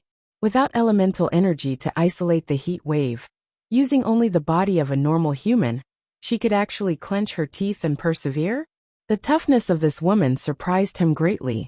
A quarter of an hour later, they finally arrived at a narrow, deep, dark red path. Entering their eyes was a large, open space, and at the center of the open space laid a deep crimson demonic beast that was at least 1 meter tall and 3 meters long. Its body was covered in red scales, and there was a thick, sharp horn protruding from its head. With only one look, it was clear that it had extremely high defense. The flame unicorn beast noticed them the moment they stepped into its cave. It opened its eyes, and the pair of eyes as large as copper bells revealed a look of disdain. Only when demonic beasts reached Tier 4 could they gain intelligence. But this demonic beast belonged to a superior species. Therefore they obtained intelligence from the moment they could cultivate. Naturally, they could perceive the strength of the incoming people.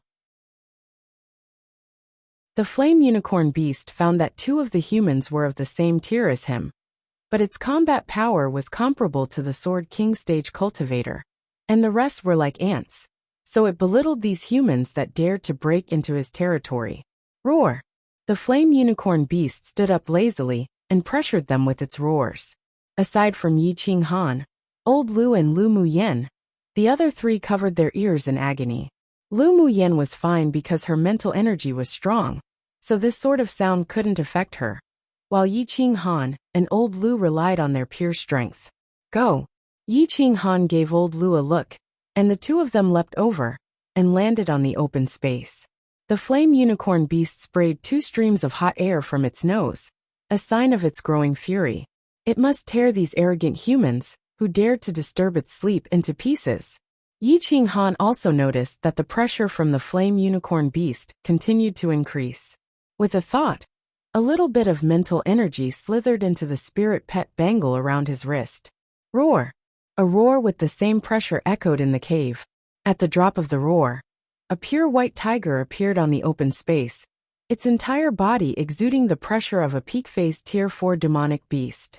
The one character on its forehead even contained a trace of a mysterious, fluctuating elemental energy. Come and read on our website Wuxia World site. Thanks. Lu Muyen stared at the mighty white tiger with slight surprise. A mutated snow tiger king. Yi Qinghan's spirit pet wasn't inferior to the flame unicorn beast species by much. The environment here was more favorable for the flame unicorn beast, but being surrounded by 2 people and 1 beast, there wasn't any suspense to the battle. The flame unicorn beast would lose as long as no accidents occurred. Roar, roar, roar. When the 2 powerful demonic beasts met, neither wanted to be suppressed by the other, so they roared and pounced at each other. Yi Qinghan also wanted to observe his spirit pet's prowess, so he didn't do anything for the time being. With the most primitive violence, the 2 demonic beasts attacked and tore away at each other, though the flame unicorn beast clearly had the advantage. Its defense was much stronger than the Snow Tiger King. Plus it could utilize the energy from the volcano, so it quickly overwhelmed the Snow Tiger King and bit down on its neck. Yi Qinghan frowned. This Snow Tiger King was subdued by him when it was still a cub, so its barbarity lacked a little compared to the flame unicorn beast. Not to mention it lacked experience in fighting, so it was being suppressed. With his own spirit pet's neck firmly bitten by the flame unicorn beast, blood spurted from the area and dyed its white coat crimson. Yi Qing Han's eyes grew cold, drew his sword and wielded it against the flame unicorn beast. A sword aura with powerful elemental energy fell directly on the flame unicorn beast, but didn't penetrate its body, only leaving a small wound where a few red scales fell. Meanwhile, Lu Muyen quickly headed towards the Snow Tiger King, took out a porcelain bottle, and poured the green liquid with the fragrance of medicine onto its wound. The injury immediately stopped bleeding. Roar! The flame unicorn beast felt pain on its back, turned around in fury, and leapt at Yi Qing Han. Yi Qing Han's lips curled up, avoided the attack from the flame unicorn beast, while a small paper pack accurately fell on the flame unicorn beast's nose. The white powder instantly spread and entered its nostrils. The flame unicorn beast fell onto the ground, frozen in its state of attack, and Yi Qing Han shouted, "Break!" At that moment, a golden sword aura burst from the prized sword he held and slashed fiercely down on the flame unicorn's body. Old Lu took the opportunity to pierce through the area between its limb and the body, where its defense was the weakest. The eyes of the flame unicorn beast were bloodshot, and it could only feel the pain of its scales torn from numerous parts of its body. But then it felt that it could finally move. It stood up furiously and roared again, and the roars encompassed its entire elemental energy. Roar! Not good. Lu Muyen felt the entire cave tremble at the roar of the flame unicorn beast and stones fell. It was about to collapse. Get out quickly. Yi Qing Han yelled at Lu Muyen and three of his subordinates, then flashed beside the flame unicorn beast with old Lu, utilizing his sword skill with the intention of severely wounding it. What the Snow Tiger King lacked was only experience, so even though its defense wasn't as strong as the flame unicorn beast, the latter's bite still wouldn't have been able to break its neck. Although injured somewhat, with Lu Muyen's medicine, the pain faded as well. It glared and kicked its hind legs, pouncing at the flame unicorn beast. Roar, roar! Together with the roar of the flame unicorn beast, the entire cave trembled even more severely. Lu Muyen ran towards the exit of the cave, but only after a bit more than 10 steps. The ground cracked open into numerous fissures, and from within rose an inexplicable gravitational force, sucking her in. She didn't even have the time to use her flash step, and her body fell towards the bottomless crack with the gravitational force. She could only feel the pressure of the roar that lingered by her ear. Then her vision blacked out, and she felt herself slowly losing consciousness. Before falling unconscious, she rolled her eyes inwardly. This damned body was just too weak. One often seen on the head of mythical tigers or tigers in general, same word as king. Chapter 13. The devilishly handsome man Lu Muyen continued to fall, but soon she felt a gentle force supporting her body. Her mind was also invaded by that same force, but it wasn't aggressive, and only helped her wake up immediately. She landed on the ground supported by that power, and when she opened her eyes she met a pair of eyes that were as deep and dark as ink. Currently, there was a young man standing on a large rock opposite her. He was dressed in enchanting red robes with black hair lightly lifted by the wind, had a tall, sturdy figure, straight nose, naturally thin red lips, and a flawless face that appeared to be meticulously sculpted and polished. He was immaculately handsome. The man exuded a naturally noble temperament, and he inadvertently revealed a fierce, domineering countenance, as if an almighty sovereign that was looking down upon all living beings. Right now, the devilishly handsome man looked at her calmly. Lu Muyen knew that this man saved her. Otherwise she would have been handicapped after a fall from such a height if she didn't die.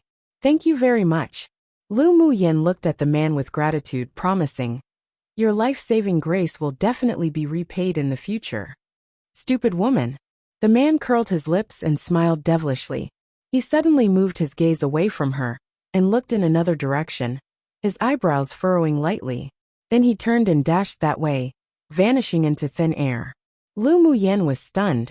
That devilish man actually said she was a stupid woman. feeling a strong wave of elemental energy in that direction. She looked at the place curiously, mused a little, then followed.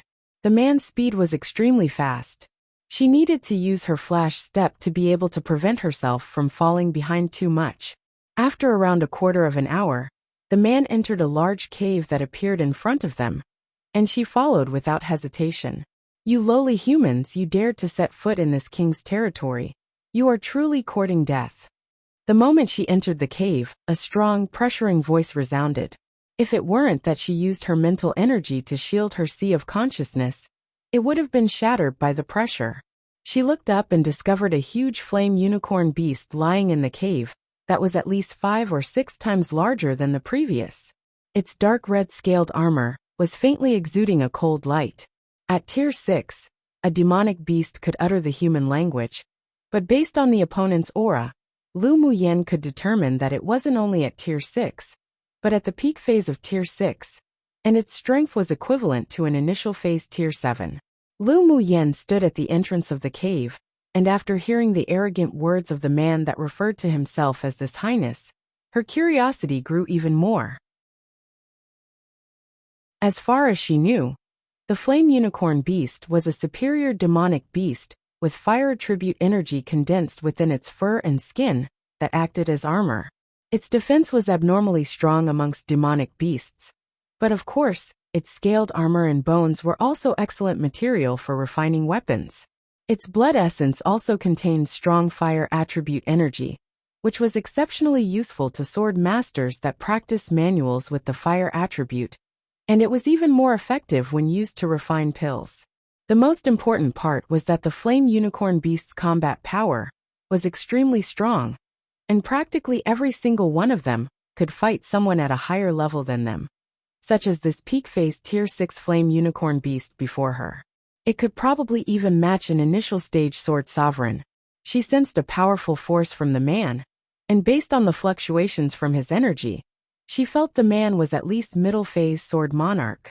Still, his strength compared to the demonic beast was a little weaker. So what gave him this confidence and arrogance? Aside from domineering, confident and proud as her first impressions of the man, she also felt little bit of modesty, reticence and reservedness that was carved into his bones. Not at all like the temperament of an ordinary cultivator. Come and read on our website Wuxia World site. Thanks the fact that he had confidence in killing the peak phase tier 6 flame unicorn beast must mean he had his trump cards. The flame unicorn beast was furious. This damned lowly human not only invaded its territory, but he also wanted its crystal core. He was truly too arrogant and bold. Lowly human, this king must tear you apart today. For nearly 1,000 years, no human nor demonic beast dared insult it like this. The crystal core was its lifeblood.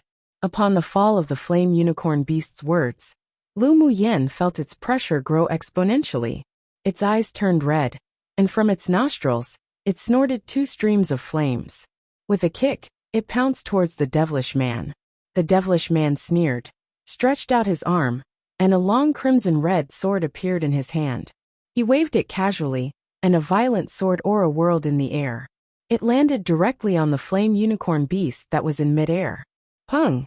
Although the scaled armor on the flame unicorn beast wasn't harmed, its entire gigantic body was blasted by the sword aura and crashed into a rock on the opposite side. The flame unicorn beast had never been treated like this before. It turned over, its eyes bloodshot and filled with burning flames of anger, then took a deep breath.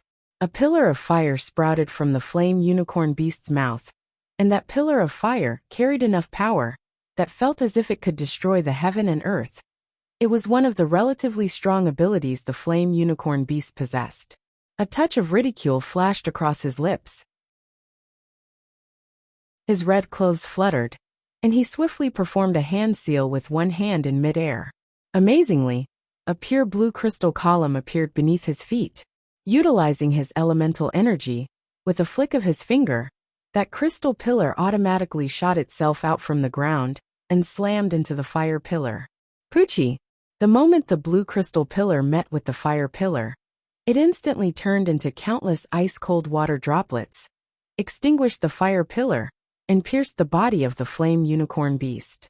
Lu Muyan's eyes revealed a sliver of surprise. This devilish man couldn't only use skills with fire attributes, but also skills with water attributes that were so strong he could condense it into ice. He was very strong. This world was different to the immortal cultivation world in terms of elements. In the immortal cultivation world, those with only one spiritual root were considered the most talented. But here sword masters didn't have spiritual roots, and instead, relied on their own comprehension of the elemental laws between heaven and earth to cultivate. The more elemental laws one comprehended, the stronger their talent. But the difficulty of comprehending one after the other was like the distance between heaven and earth. Many sword masters could never comprehend a second element in their entire lives. Lu Muyan was different to others, however. She owned the wise heavenly spiritual root that had no attributes. Therefore she had a high level of comprehension and was extremely talented.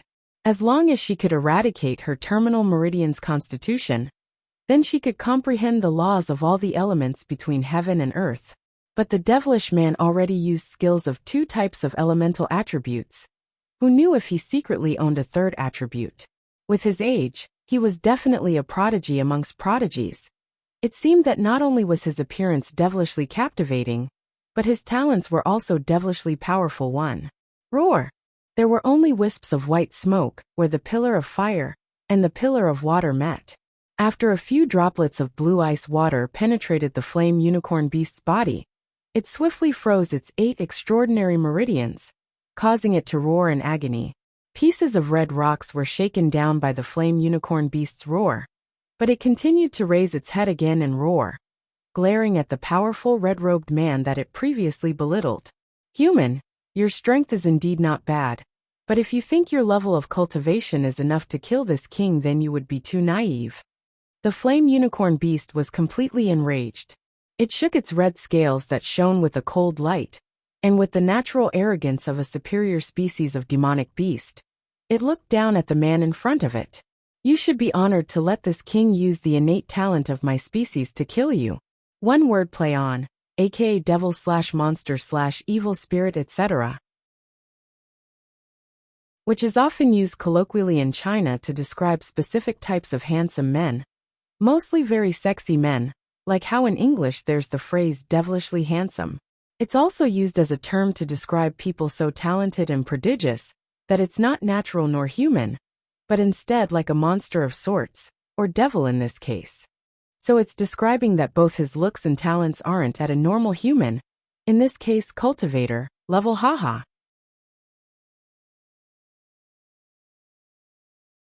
Chapter 14. Formidable combat power. The flame unicorn beast roared angrily. Then the scales on its entire body suddenly unfolded, and clusters of golden crimson flames emerged from the gaps of its scales. The temperature within the entire cave suddenly rose, and dancing flames emerged from the crevices in the walls and cracks on the floor, blazing hot. And the lava river that formed from it continued to extend and boiled. Lu Muyan was using her mental energy to endure the pressure from the man and the beast in order to watch the show, but the shocking change immediately made it unbearable for her body. A hot tingling sensation rose from her feet and spread throughout her body, but she couldn't use her elemental energy to resist this sort of monstrous heat, so she could only clench her teeth, bear it, and not let out a cry of pain.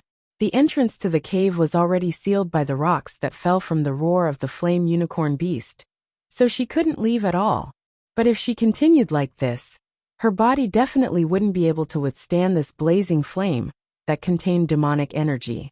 How could she save herself? She glanced at the relaxed-looking man, then clenched her teeth again. Oh well, she'll have to expose it. She shut her eyes, then released the mental energy from her sea of consciousness slowly, forming a barrier. The demonic flame was isolated outside by the mental energy barrier, and even though the tingling sensation still remained, she wouldn't be melted by the demonic flame at least. But as time went on, her physical strength also reached its limit. Without the support of her physical strength, she felt a little drowsy, and her mental energy was slowly unable to flow out. Just when a crack formed on the mental energy barrier, the red-clothed man before her turned his head, as if sensing her troubles. A faint admiration flashed in his eyes, She only had the strength of a sword apprentice with a trash-type body, and had no elemental energy. Yet she could hold her own amongst a battle between two sword monarchs. It was a miracle. What surprised him the most was that this little woman could actually condense her mental energy into a substance that could withstand the demonic flames. Not to mention endure blazes that would even destroy a sword king. It truly was admirable. With a wave of his hand, a blue beam of light instantly covered Lu Muyen, and a fluorescent crystal-clear ice-blue bangle appeared on her wrist. A chill swept from head to toe and that hot, tingling sensation also disappeared. She removed her condensed mental energy barrier and looked quizzically at the man who had returned to fight with the flame unicorn beast. Why did he help her? Including this time, she owed him 2 favors. Go die. The flame unicorn beast let out a huge roar, and a golden-red fire arc exploded within the cave. All the energy gathered towards and enveloped the man. Boom, boom, boom. The energy of the explosion was simply too strong. The cave couldn't support such destructive energy, and instantly crumbled as countless rocks fell amongst the dust and firelight. Suddenly, Lu Muyen, who was engulfed by a violent energy, fell into a warm embrace. The deity-like man, with the elemental energy within him surging, narrowed his eyes. The scarlet longsword in his hands instantly vanished, and he drew the golden soft sword around his waist. He channeled his elemental energy into it, then exerted his entire strength and slashed down. A beam of golden light cut towards the fiery flame that consisted of demonic energy. As they clashed, a blinding light beamed from within the cave, and the ceiling was directly penetrated. The excess pressure from the collision between the two types of energy blasted a hole on the top of the cave and shot directly into the sky. The flames immediately filled the entire sky above the outer ring, and numerous demonic beasts scattered in panic. That earth-shattering energy exploded in the sky, causing numerous mercenaries and sword masters within the periphery of the blazing mountain ranges to stop in their steps. They felt a lingering fear, looking up at the flame pillar, glowing with a golden light that shot up into the heavens. They could still feel its terrifying energy fluctuations even from so far away. Not daring to continue in the direction of the source of energy, many people in the blazing mountain range turned back around and fled to the exit, fearing that they would be accidentally affected by the battle of experts if they weren't careful. However, the battle didn't end there. A cluster of golden runes appeared on the man's forehead.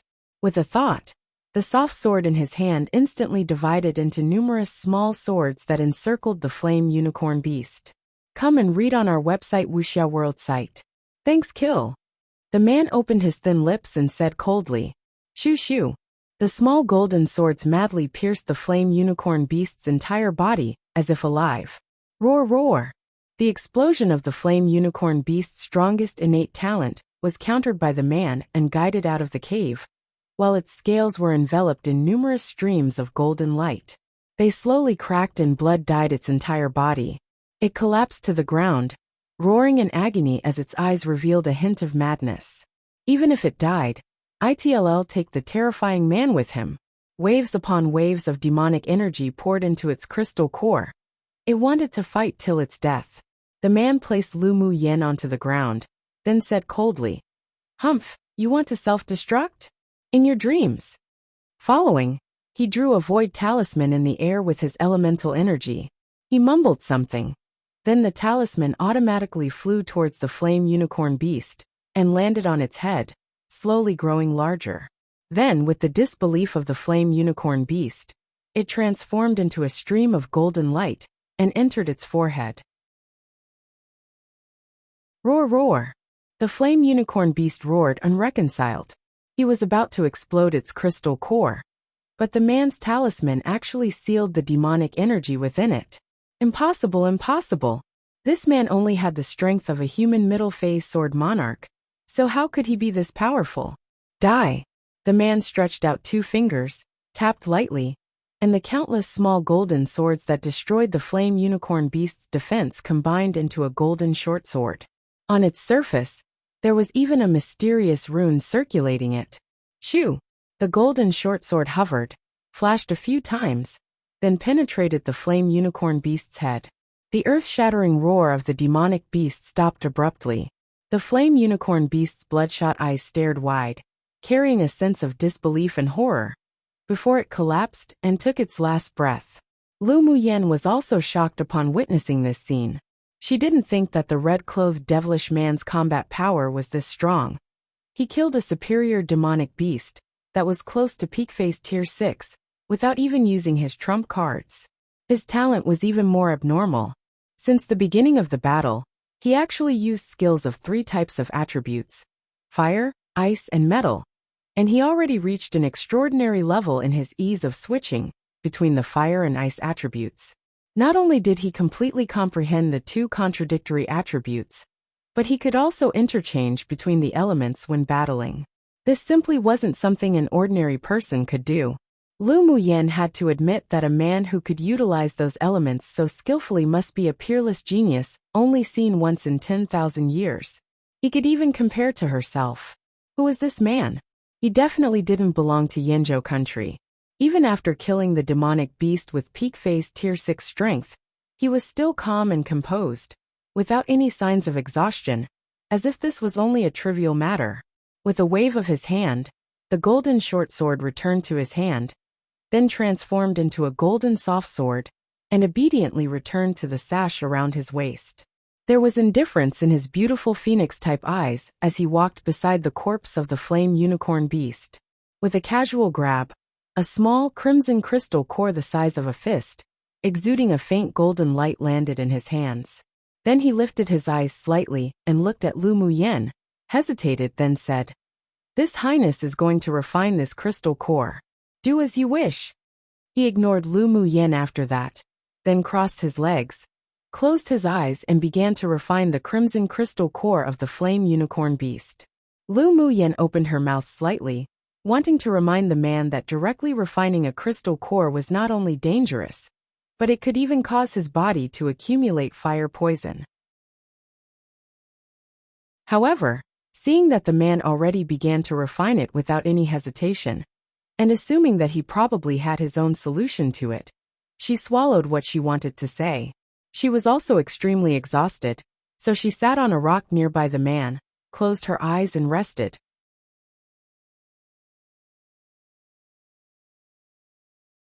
Chapter 15. Refining a pill. Half a day later, Lu Muyen opened her eyes. Her body had recovered almost entirely now. She stretched her numb neck, then looked at the man not far away. She discovered that his eyebrows were deeply furrowed, his face flushed crimson, and the red crystal core in his hand had already turned a grayish white. He was forcibly refining the flame unicorn beast's core, and it appeared that he was experiencing the violent energy of the crystal core invading his meridians. Lu Muyen frowned slightly. She walked closer to the man and stared at his wrist. It was indeed a light purple. The man's current condition wasn't optimistic. The peak phase tier 6 demonic beast core was at a higher phase than this man's abilities. Not only was the energy that the core emitted uncontrollable when absorbed, raged and scattered in his body, but he must also endure the agony of bursting blood vessels. According to her observation, the blue-purple color of his veins was already very deep, which indicated that this wasn't the first time the man directly absorbed the energy from a crystal core. A large amount of fire poison had already accumulated in his body, and if he didn't remove it, it could be detrimental to his future cultivation.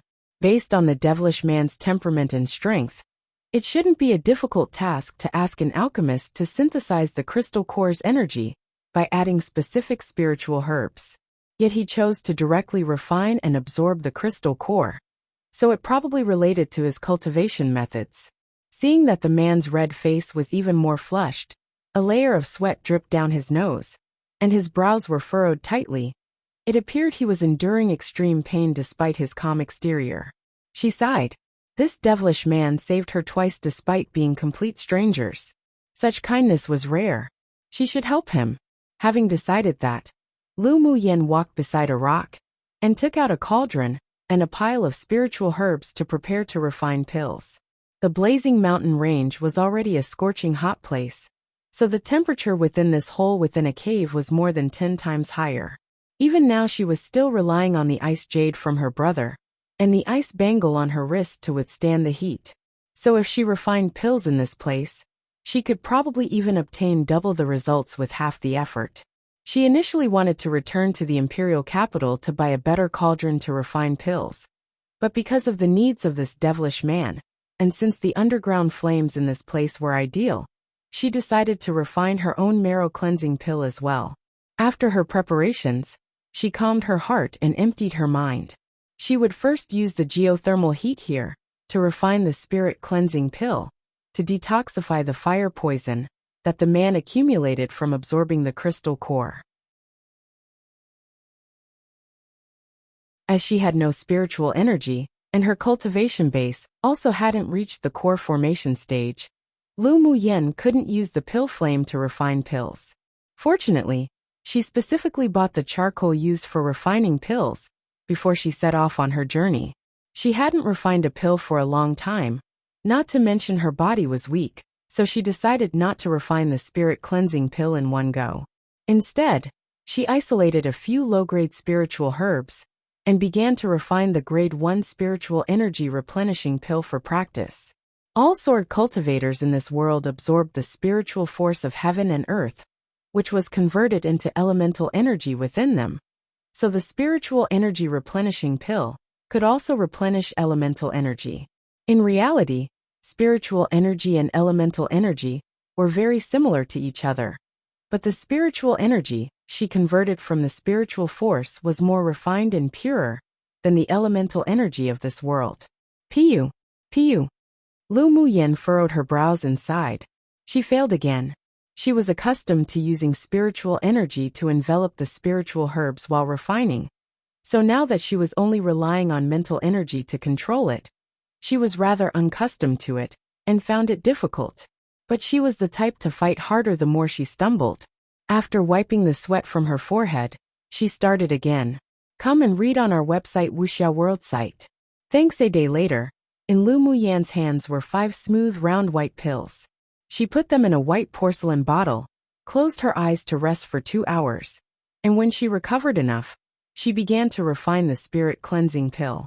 She threw the spiritual herbs that were easy to refine into the cauldron first, observed the flame and temperature with her mental energy, and controlled the flame by adding more charcoal. After the spiritual herbs were refined into powder, she wrapped it in her mental energy, then began to refine the next spiritual herb. If it were back during those times in the immortal cultivation world, she would have been able to refine the spirit cleansing pill with peak quality with her eyes closed, and with all the ingredients tossed in at the same time. She concentrated on refining each individual spiritual herb separately, and half a day later, a soothing aroma seeped out the cauldron. Delighted, Lu Muyen slapped the cauldron and 5 smooth lustrous white pills flew out. She quickly placed them into a porcelain bottle. Then, feeling the weariness catch up to her, she fell on her bottom and panted as sweat covered her forehead. After feeling more comfortable, she stood up and walked over to the devilish man's side. But the moment she squatted and neared, even before touching the man, he opened his eyes. A trace of scarlet flashed in his black eyes that glistened like the stars in the sky, emphasizing his devilish charm. Lu Muyen stared at the man, as if she would be sucked into those eyes that were as deep as a well. Their breaths were entangled with each other's, and Lu Muyen froze.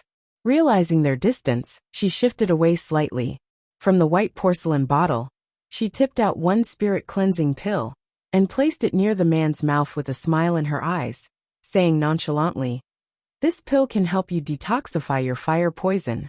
Whether you eat or not, it's up to you." Ming Xiu naturally could determine whether there was any problem with this pill or not, so he consumed the pill directly from Lu Muyan's hands. Then he shut his eyes and began refining and absorbing the medicinal properties of the spirit cleansing pill. Upon seeing this, Lu Muyen walked towards a lava rock nearby and sat down to recover. According to her judgment, it would take approximately 1 day for the man to detoxify himself and finish refining the crystal core. She had to take advantage of this time to refine the marrow cleansing pill. After all, once she returned, She wouldn't be able to encounter a place with such abundant amount of high-quality natural fire anymore. After resting for more than 2 hours, she discovered that her physical strength was practically restored. So she returned beside the magma, took out her cauldron, and began to refine the marrow cleansing pill. The marrow cleansing pill was more complex and troublesome than the spirit cleansing pill, particularly when refining the flame fruit, as the refinement and purity of it was very demanding. She threw one flame fruit into the cauldron first, then tossed in some charcoal to increase the flames to its most powerful. As she inserted her entire mental energy into the cauldron to wrap around the red fruit, she began to roast it. When the red skin of the flame fruit slowly started to wrinkle and the flesh softened, she immediately removed half the charcoal, having the flames, and roasted it with a small fire. An hour later, the red fruit in the cauldron gradually softened into a pool of purple liquid. She used her mental energy to wrap the liquid into 3 separate portions, increase the fire power, and smoke them one by one. Time slipped by bit, and with Lu Muyan's precise fire control, the dark purple liquid changed into a pile of red powder. Lu Muyan sighed in relief. Fortunately, she was very familiar with the refining process of the flame fruit and the required degrees of firepower. Otherwise, she really wouldn't be able to sustain herself if it took more than one try. She reached out and wiped the sweat on her forehead, then used her mental energy to physically wrap around the red powder to isolate it. Afterwards, she picked up another spiritual herb and tossed it into the cauldron, controlled the flames to grill, roast, and smoke, and stopped only when she finally turned it into a pile of powder. Spiritual herbs were placed into the cauldron one by one, and because of her powerful mental energy, she didn't need to take out the powders from the cauldron like other alchemists. She only required her mental energy to envelope it and isolate it.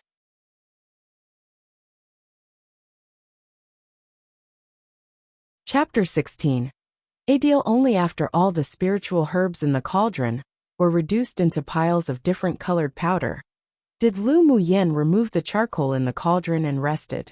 Being able to persist with this high-intensity refinement of all the spiritual herbs until she finished was the result of her recent consistent training. Otherwise, she would have already passed out. When she remembered that once she refined the marrow cleansing pill, she'd be able to eradicate her trash constitution, she immediately filled with energy and stood up to purify the ingredients. The purification process was much simpler than the refining process. The powder, wrapped in her mental energy, was placed above the controlled flames to smoke. The color of the powder gradually darkened, and when there were only around 2/3 of the powder left, it meant the purification process was successful. The next step was to condense the pill, which was the most important part. One couldn't pause or rest during the process. The key to condensing the pill was the duration and degree of heating. It just so happened that she had a wealth of experience in alchemy, so at each stage, she controlled the size of the flames perfectly. The dozen or so piles of different colored powder, gradually separated then combined under the control of her mental energy, slowly being grilled. Confidence and determination flashed in her eyes, and she focused on the cauldron. She quickly entered a state of mind where she immersed herself in the refinement. Time passed slowly, and the powder in the cauldron condensed into 2 rudimentary form pills. She immediately took out a portion of the charcoal again and used a small fire to smoke it. Not long after, a strong medicinal aroma seeped through the cauldron and spread throughout the cave. Lu Muyan exhaled a stale breath. Her eyes lit up with joy, and with a pat of her hand on the cauldron, 2 smooth, white, and lustrous pills landed in her hands. But this wasn't the best place to take the marrow cleansing pill. She still needed to pair this with a type of medicinal solution she needed to refine to cleanse her marrow. Only then would it have the best results. Therefore, she took out a porcelain bottle she prepared and placed the pill in it. It took half a day for her to refine the marrow cleansing pill, and after putting away her cauldron and spiritual herbs, she looked up at the devilish man. The flesh on his face had faded completely while the golden runes on his forehead flashed exceptionally bright, and the flame unicorn beast's crystal core also turned into a pile of gray dust on the ground. The fluctuations of energy in the man's body were very powerful now, and he rounded the traces of energy together within in. What surprised Lu Muyen, however, was that he was actually refining the fire poison in his body. It even allowed him to absorb purer energy from the demonic beast's crystal core. He smiled bewitchingly. His voice was a little hoarse, sounding unusually sexy. You can refine pills. So what if I can? Lu Muyen raised her eyebrow as she played with a lock of her hair. Let's make a deal. Ming Xiu's lips curled up, his phoenix eyes slightly narrowed. Lu Muyen guessed his plan as soon as he said it, and asked tactfully, You want more spirit cleansing pills? She didn't mind why a man who acted so cold before suddenly changed his attitude so quickly. After all, many experts were temperamental. Ming Xiu chuckled softly, and a soul-stirring smile rose on his handsome face, saying, I like to make deals with intelligent people. What sort of deal? Lu Muyen asked after hesitating. A favor was a favor, and a deal was a deal. She will remember the life-saving grace, and repay it in the future. Lu Muyen, you can come up with the terms of this deal. You know who I am? Lu Muyen was slightly surprised. Young Miss Lu is famous throughout the Imperial capital. I'm afraid that there are very few people who don't know you. Ming Xiu fixed his clothes, stood up and walked towards Lu Muyen. Lu Muyen rolled her eyes. She definitely was famous, but she was infamous for being trash. Humph. When she returned and took the marrow cleansing pill to get rid of and restore to health this damned terminal meridian's constitution. Shall see who still dared to call her small trash. Ming Xiu arrived in front of Lu Muyen and squatted, looking at her eye to eye, saying, I want all the spirit cleansing pills you have on you. You can ask for a price. He was currently cultivating a specific type of cultivation method, and must absorb and refine the crystal core of a demonic beast directly. But it also had its disadvantages. Directly refining the crystal core, without being buffered by other spiritual herbs, meant he would be accumulating toxin in his body from the energy. After the fire poison accumulated to a certain quantity, it would affect his future cultivation. But Lu Muyen's pills, coincidentally, could help him resolve this disadvantage. With the man lowered to her level, staring straight at her, and speaking with a serious expression, it demonstrated that he placed her at an equal footing and didn't underestimate and belittle her. A favorable impression of him rose in her heart. Do you still want the corpse of that Tier 6 demonic beast? Lu Muyen asked the man as she stared at the corpse of the giant red beast not far away. Ming Xiu glanced at the corpse. He already refined the crystal core of the flame unicorn beast. Even though the scaled armor was still somewhat useful to him. But if Lu Muyen wanted it, he didn't really mind. Want it? Ming Xiu asked softly beside her ear. Lu Muyen felt the man's breath around her ears. His voice was extremely alluring, and an inexplicable sensation rose in her heart, like how one's knees could feel weak. She composed herself and turned her head sideways to look at the man eye to eye, a brilliant, gorgeous smile rising on her face. I want it.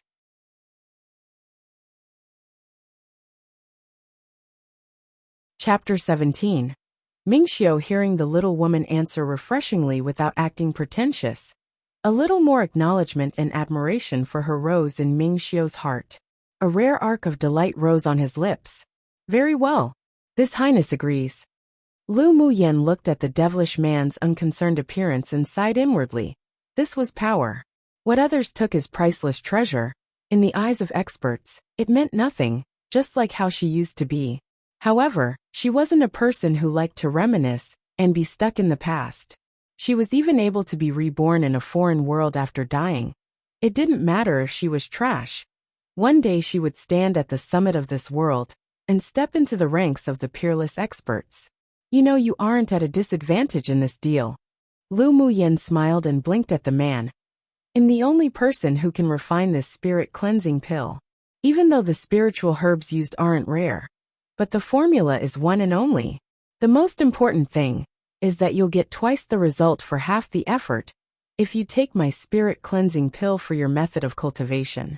Not to mention, you won't need to worry about residual poison. Ming Xiu's fingers within his sleeves flinched. This little woman was rather intelligent.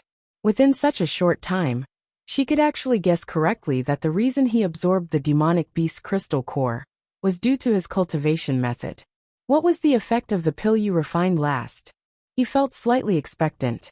Although he was in a state of semi-meditation earlier when refining the crystal core, he was still aware of what occurred outside. For a moment, Lu Muyan was stunned, but since she was discovered, there wasn't anything to hide. The pill's called Marrow Cleansing Pill. It can change and improve one's constitution and cleanse the body. Seeing a flicker of astuteness in the man's narrowed phoenix eyes, Lu Muyan shrugged and added, "But it's useless to a person of the Sword Monarch stage." Ming Xiu raised an eyebrow. Was this little woman playing with him? Then this highness will wait until you can refine a marrow cleansing pill that's grade 3 and above that could improve the constitution of a Sword Monarch. She sneered. Do you think that grade 3 pills are like Cabbage's one? I'm a trash that can't even use elemental energy. You think it's possible for me to refine it? This highness believes you'll be able to refine it very soon. Ming Xiu always felt that this little woman would give him many surprises. Lu Muyan's heart trembled, lowered her head, and chuckled softly, her voice as sweet and serene as a clear spring. After coming to this world, she had always been called trash and was looked down upon. She didn't expect that this stranger she met for the first time would say something like believing in her. But it was also because of his belief that gentle ripples rose in her heart. Since you saved me, if I can refine pills that are grade 3 or above, it'll give you priority in trade. A pure, genuine smile rose on Lu Muyan's makeup-less beautiful little face. Seeing the little woman's genuine smile, Ming Xiu's star-like black eyes deepened, and a devilishly charming smile rose on his lips. Promise. Promise. Lu Muyan nodded, then took out the porcelain bottle with spirit-cleansing pills from her interspatial ring and handed it to the man. This is the spirit-cleansing pill. There's 4 remaining inside. Ming Xiu took the white porcelain bottle that still had a touch of warmth from the little woman's palm. He held it in his hands and played with it, then motioned with his eyes. Go and put away the body of the demonic beast then. A delighted smile rose on Lu Muyan's lips. 1 bottle of spirit-cleansing herbs in exchange for a tier 6 demonic beast's body was a bargain. But she also knew that the man had deliberately let her, so she thanked him. Then she walked to the corpse of the flame unicorn beast and used her interspatial ring to collect it. Come and read on our website Wuxia World site. Thanks, luckily she was born into a distinguished clan with a grandfather that was the Empire's expert. So the storage space of the interspatial ring he gifted her wasn't that small. It could perfectly fit the body of the demonic beast inside it. Otherwise it would have been troublesome. Lu Muyan returned to the man's side after collecting the corpse of the demonic beast, then took off the ice blue bangle and handed it over, smiling and said, "Thank you very much. You can keep it." Ming Xiu didn't reach out to take the bangle. He had an inexplicable desire to leave this token with Lu Muyan. So he did. Lu Muyan's eyes revealed a bit of surprise, but after hesitating, she raised her head with a smile and said, "Then thanks again." She felt that this ice bangle wasn't just an ordinary spirit tool. But since this devilish man didn't want it, she decided to accept it. After she refined the foundation establishing pill in the future, then she'd gift him one for free in return. Are you leaving now? Lu Muyan calculated the time. She was already trapped here for almost 3 days. She wondered what Yi Qing Han and the others were doing now. Seeing a thin layer of sweat on Lu Muyan's forehead and nose, Ming Xiu knew that this sort of environment wouldn't be easy for her. A sword master that didn't have any elemental energy to protect her. It was already amazing that she could last until now. It was time for him to return as well, so he said thoughtfully, "I am. Seeing that we're acquaintances now, this highness will see you off." The exit had long been sealed, so if one didn't have any elemental energy, leaving this dark volcanic cave wasn't easy. He'll be a good person till the end. But he who didn't have a lot of patience sure made a lot of exceptions for Lu Muyan. At the drop of his words, Ming Xiu stretched out an arm and held Lu Muyan in his arms. With a push of his feet, they disappeared from this underground cave together. All Lu Muyin saw was darkness before her. But not only after. She stood within a forest in the blazing mountain range. The pressuring and suffocating heat vanished as well. She was out. The faint fragrance of medicinal herbs on Lu Muyin lingered around his nose. His dark eyes deepened even more. After flying for a little more distance with Lu Muyin, Ming Xiu landed within a spacious area within the thin forest. Only then did he release Lu Muyin. We're now in the outer ring of the blazing mountain range. Lu Muyin pursed her dry lips, and with sincerity in her eyes, she smiled softly and said, "Thanks. The favors I owe you will definitely be repaid in the future. Ming Xiu, this is this highness' name. Remember it." Ming Xiu leaned his body towards Lu Muyin and whispered in her ear, specifically emphasizing it. Then he stuffed a round object into her hand.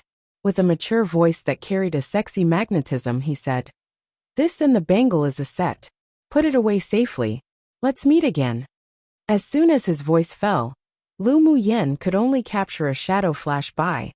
And then there was no longer the figure of that red-clothed devilishly handsome man within this forest. Lu Muyin opened the palm of her hand and discovered that there was a round, transparent, deep blue-colored bead in her hand. Waves of refreshing, icy air instantly spread throughout her body with a comfortable coolness. It completely barricaded her from the heat. With her experience, she could tell that the bead definitely wasn't ordinary. She raised her wrist again, and when she examined it, there was a small, empty slot on her slightly fluorescent blue bangle. With a thought, she bit her finger and dripped a drop of blood on the blue transparent bead. The blue bead suddenly emitted a soft, white glow that enveloped her. Then the blue bead turned into a stream of light and flew into the bangle on her wrist. The two combined into one, and when she looked again, there was no longer any trace of the dark blue bead, while the bangle's color remained an ice blue. Lu Muyin's lips raised in an arc. The ice bangle had recognized her as its owner now, so there was also a sliver of connection between them. Sure enough, the dark blue bead was the key to the ice bracelet. She caressed the bangle on her wrist as she gazed calmly in the direction of the man's disappearance and whispered, "Ming Xiu." Cabbages were very common in ancient China, and basically the cheapest type of food to buy.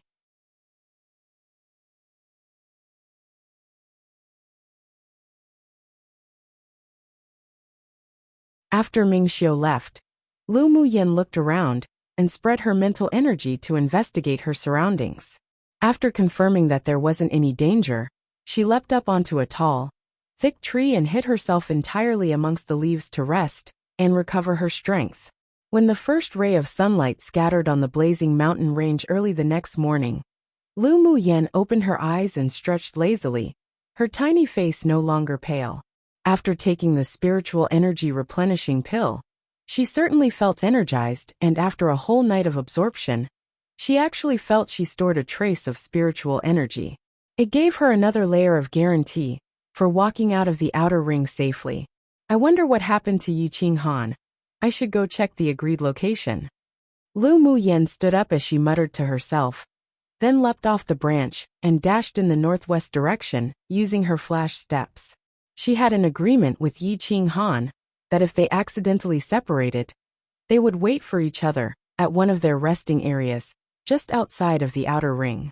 If there was no news after 10 days, then they could return to the Imperial capital themselves. Until now, including the time she was trapped in the underground cave, it had only 4 days, so she believed that as long as Yi Qing Han wasn't in danger, then he was probably already waiting in that area. After every few sections she traveled, she stopped to check her map. She was glad she bought this map, otherwise she would really be lost. In the afternoon, she approached the agreed place, but she didn't appear immediately. Instead, she slowly crept over with vigilance. When she arrived, she discovered that there was only Yi Jing, and no shadow of Yi Qing Han and the others. She sneered, narrowed her eyes, then walked over. Yi Jing was sitting beneath a tree and was very displeased. Because of that trash Lu Muyin, who fell into the crevices of the flame unicorn beast's lair, their return to the imperial capital was delayed. Now the young lord was searching for Lu Muyin with the others, and even told her to stay and wait. She had enough. A ferocity flashed in her eyes, If Lu Muyen dared to appear, she would kill her first. Lu Muyen. Yi Jing was just thinking about how to kill Lu Muyen when she felt a presence walking towards her. When she glanced back, she discovered Lu Muyen exiting the forest not far away. It wasn't that Lu Muyen didn't see the killing intent in Yi Jing's eyes, but she didn't pay attention to such a small character. She had never provoked this woman, but she discovered that Yi Jing had killing intent towards her early on. She was a person who didn't like to leave roots to grow into future trouble. Since the other person was so vicious, then she wouldn't be merciful either. Where's Yi Qing Han? Lu Muyen ignored Yi Jing's ferocious glare, as if she wanted to gobble her up, and slowly walked over while asking. Yi Jing sneered. Isn't it all because of you, trash? Just because you fell into that crack, young lord took the rest to look for you, and completely delayed our return to the Imperial capital. Lu Muyen chuckled softly, but there wasn't any warmth in her eyes. She folded her arms, raised her eyebrows, and asked, Then what do you want to do? Of course to kill you. Yi Jing didn't conceal it either, then sneered. You delivered yourself here, trash. You think Yao can kill me? Lu Muyen's lips overflowed with a devilish smile. Let's see who dies first. Humph. You're deliberately pretending to be mysterious. Yi Jing knew that Lu Muyen had a very fast type of skill, so before she even finished her words, she drew her sword, channeled her elemental energy into it, raised her hand and slashed. Several sharp sword auras attacked Lu Muyen directly. Lu Muyen was prepared for this, so she moved to the left nonchalantly, avoiding those sharp sword auras. Her eyes deepened, then she swiftly dodged to avoid each and every single one of the sword auras Yi Jing slashed towards her. Then she took out a dagger and utilized her flash step to the fastest speed she could control. And with a flash, she arrived directly behind Yi Jing. Before the latter could even react, she pierced the dagger directly into her heart. Lu Muyen's movements were swift, clean, and neat. Only a short amount of time passed since their conversation to the fight, and Yi Jing, a middle-phase greatsword master, was instantly killed by her.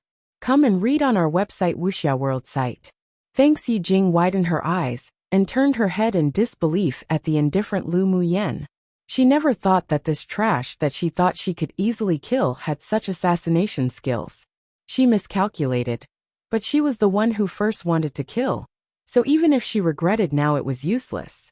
Her pupils gradually lost focus, and regret rose on Yi Jing's face as she slowly slipped to the ground until she took her last breath. Lu Muyen took out a handkerchief and wiped the dagger in her hand. This was a middle-quality spirit tool gifted to her by her father. Using it enabled her to easily break Yi Jing's defense. She didn't like to kill, but she wouldn't let go of those that wanted to kill her. Just like people similar to Yi Jing, they didn't actually have any deep hatred at all. Yet the other party repeatedly violated her baseline. Then how could she be merciful? After the dagger was wiped clean, Lu Muyen put it back in her interspatial ring. Her fingers loosened, and the bloodied handkerchief floated onto Yi Jing's corpse. Her eyes were cold as she glanced at the corpse indifferently. You were too careless. Yes, Yi Jing was too careless. She wasn't guarded against her at all. That's why Lu Muyen succeeded so easily. If Yi Jing used all the strength of a middle-phase greatsword master, then with Lu Muyen's current cultivation base, it would take a lot more effort to kill Yi Jing. Lu Muyen retracted her gaze and went to sit beneath a large tree a little further away, closing her eyes to rest. She didn't deal with Yi Jing's corpse. To her, if she killed a person like her, then she killed them. There wasn't anything to explain to Yi Qing Han. Half a day later, the sound of urgent footsteps came from the forest. Lu Muyen could tell that it was the steps of Yi Qing Han and his subordinates. The moment she opened her eyes, she saw Yi Qing Han standing not far away, looking at her with delight. Qing Han, you guys have come. Lu Muyen said with a smile. Yi Qing Han walked over to her quickly and sighed in relief, saying, That's great, you're fine. I said that Muyen was a lucky person with good fortune, and that she would definitely be fine. Young lord, do you believe it now? Seeing that Lu Muyen was fine, old Lu's hovering heart finally settled back in place. They cared about Lu Muyan's life and death, not just because of the treatment, but also because they truly acknowledged Lu Muyan as a person after the time they spent together. So they didn't want anything to happen to her. Lu Muyan's eyes were dyed with a layer of warmth. Yi Qinghan was the first genuine friend she made here, and old Lu wasn't that bad either. She could tell that their care for her wasn't feigned, so she smiled like a flower. "I'm fine." "Huh? How'd Yi Jing die?" A young man under Yi Qinghan looked at Yi Jing's body in surprise. Lu Muyan glanced in that direction, lifted her eyes, and said indifferently to Yi Qinghan, "I killed her." Yi Qinghan frowned, then looked at Yi Jing in disgust. Even though he hadn't spent a lot of time with Lu Muyan, but he knew the sort of temperament she had. It must have been Yi Jing who offended Lu Muyan first, so she suffered death. She attacked first? Yeah. She wanted to kill me, so I killed her. Lu Muyan shrugged. She was a little touched by Yi Qinghan's trust. She definitely recognized him as a friend now. Yi Qinghan revealed some coldness in his eyes. This Yi Jing sure was bold. Not only did she defy his orders, but she even wanted to kill Lu Muyan. It was unforgivable. Even if Lu Muyan didn't kill her, when he returned, he would throw her to the criminal law division and charge her for espionage. "Let's rest for the night and return to the Imperial capital tomorrow," Yi Qinghan said with weariness as he smiled at Lu Muyan. Lu Muyan also knew that they had spent a lot of energy searching for her, so she nodded with a smile. "Sure."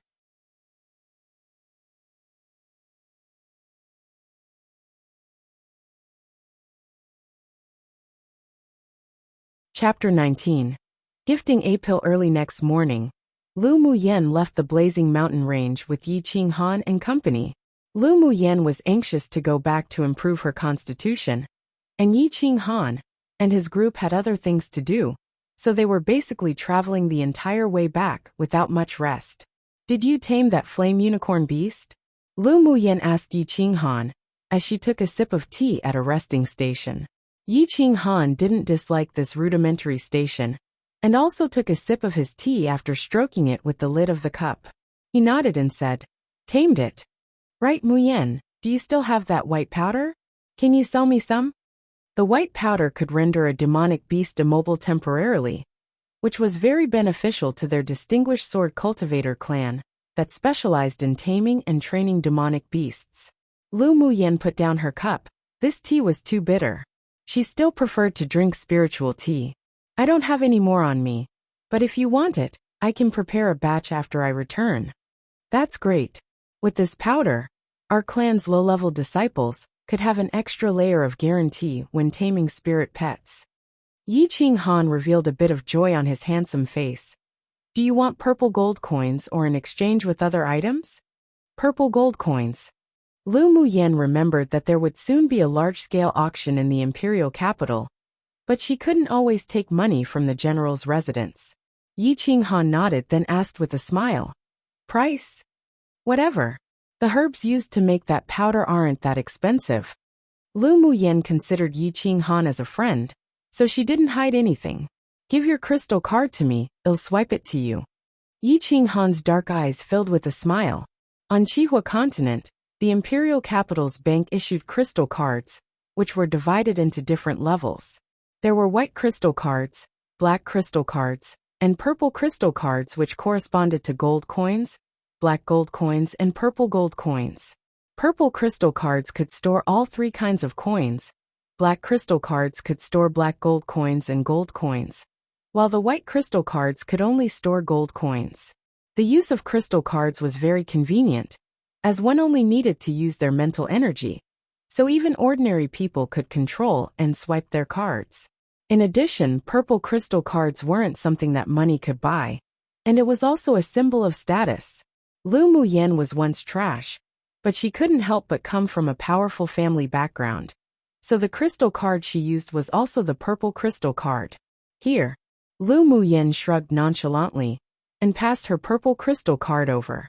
The formula for the powder was very simple, and it didn't use spiritual herbs either, only a few medicinal herbs that were slightly on the expensive side. She didn't care how much Yi Qinghan gave. Yi Qinghan took the card, paused a little, then directly swiped over 1 million black gold coins. Then returned the card to Lu Muyen. "I'll swipe over 1 million black gold coins for you. If it's not enough, I'll give you more next time." Lu Muyen blinked. 1 million black gold coins? As expected of the Yi clan's young lord, he sure was rich and generous. The cost of refining her batch of powder was only a little more than 10,000 black gold coins. Then Yi Qinghan took out a wooden box from his interspatial ring and handed it to Lu Muyen. "These are some flame fruit I accidentally found when I was looking for you. You can use it." He guessed that this flame fruit would be useful to Lu Muyen, otherwise she wouldn't risk coming to the blazing mountain range, so he had been deliberately looking for it throughout their journey. Upon seeing any flame fruit, he and old Lu would join hands to slay the high-tiered demonic beast and obtain these flame plants. When Lu Muyen took the wooden box and opened it, she discovered that there were 3 crimson spiritual herbs lying within, and each one had a few fresh, bright red fruits hanging from it. Her eyes brightened. With the approximately dozen flame fruits, she could refine a few more marrow-cleansing pills. "I do need these flame fruits, so I won't be polite." Lu Muyen put the wooden box away and felt a little moved. The flame fruit was difficult to find and very valuable, so she didn't expect Yi Qinghan to be this generous. Come and read on our website Wuxia World site. Thanks here, keep this safe. Lu Muyen didn't like to owe favors, so she took out a white porcelain bottle from her interspatial ring and gave it to Yi Qinghan. Yi Qinghan took the porcelain bottle and opened the cap curiously. A faint aromatic pill fragrance immediately filled the air around them, and even old Lu stared hard at the white porcelain bottle. "What's this?" The pill fragrance indicates it's a grade 2 pill. Shock filled Yi Qinghan, and he immediately plugged the bottle to prevent the medicinal properties from weakening. Lu Muyen explained, "This is the marrow-cleansing pill made from the flame fruit. It can improve your constitution, clear your meridians, and after taking it the meridians used to absorb the spiritual force of heaven and earth will almost double in size or even more." "What? It can make the person's meridians nearly double in size, and maybe even more?" The shock in Yi Qinghan's eyes grew deeper, and he couldn't help but exclaim. Then he asked in disbelief, "This marrow-cleansing pill was refined by you?" Lu Muyen was a sword master who couldn't even absorb spiritual force and convert it into elemental energy, so she couldn't possibly refine any pills. Yet despite being shocked, there was still a voice within him that told him that she could achieve it. "If you think it was, then it was." Lu Muyen rubbed the ice blue bangle on her wrist.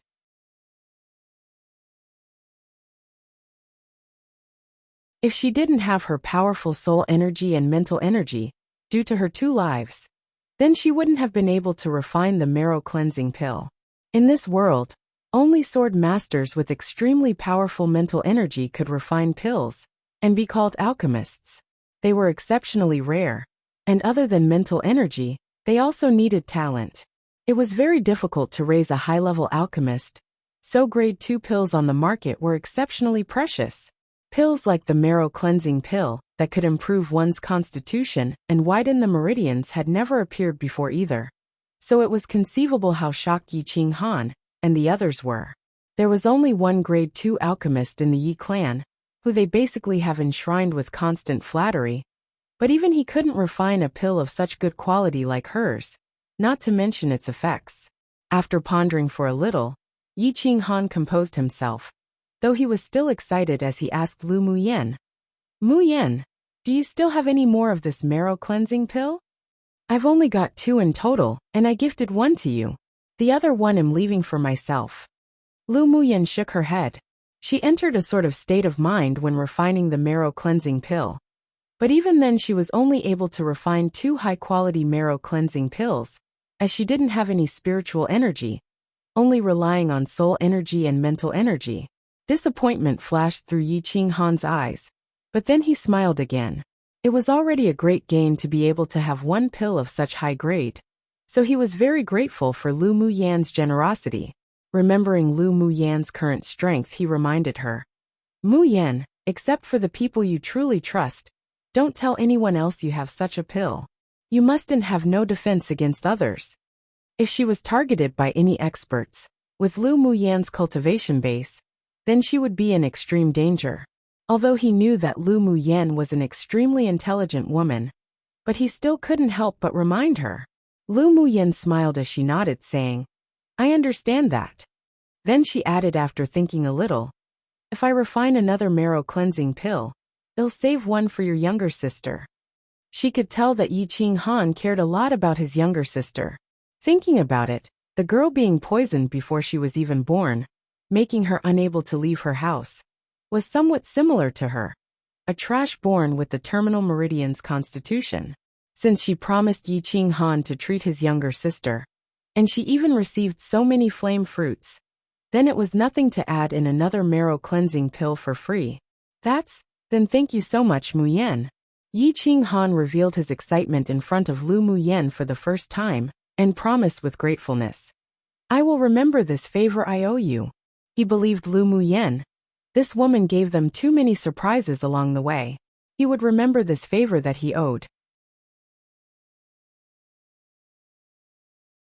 Although old Lu's eyes revealed his desire and envy, but he wasn't a greedy person. He was satisfied if Lu Muyan could cure him of his chronic illness, so he wouldn't crave an extraordinary pill like that. After they ate at the resting station, they continued on their journey back, and after 4 days, they returned to the Imperial capital. Yi Qing Han had business back in his clan, so he directly returned to the Yi clan, after leaving his contact details with Lu Muyan. Lu Muyan, however, didn't return home, but instead went to her courtyard in the Imperial Academy. She planned to absorb and refine the marrow cleansing pill to unblock her meridians, then return home to surprise her family.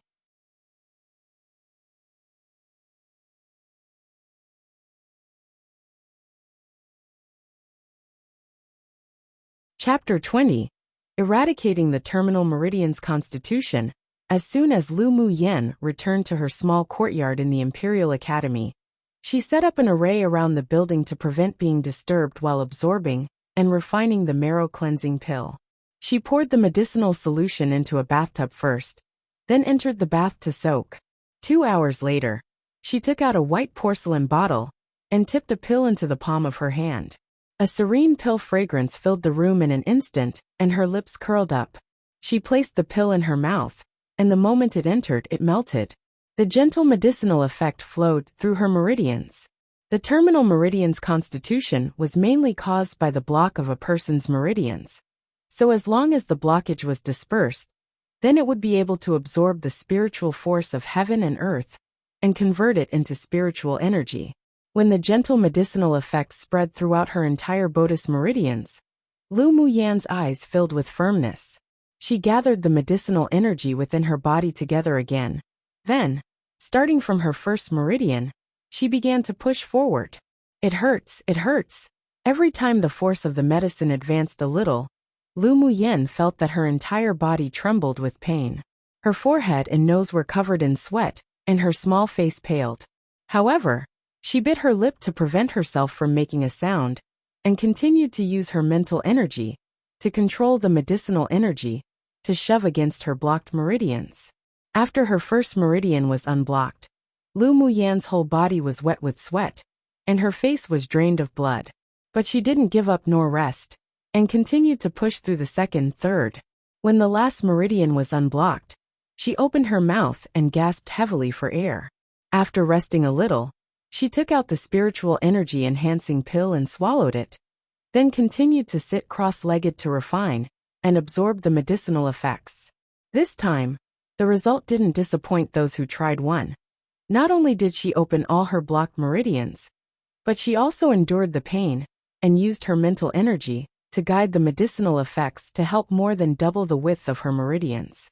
The medicinal effects of the spiritual energy enhancing pill were also dissolving in her body, and a coolness spread throughout, nourishing the widened meridians.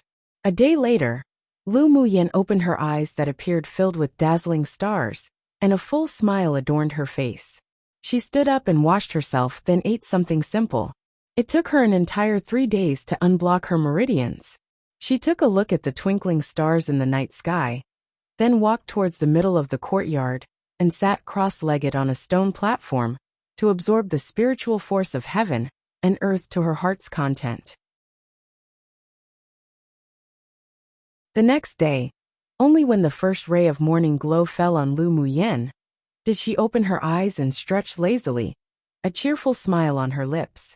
Ever since coming here, she hadn't been able to absorb the spiritual force of heaven and earth, so there wasn't any spiritual energy in her body.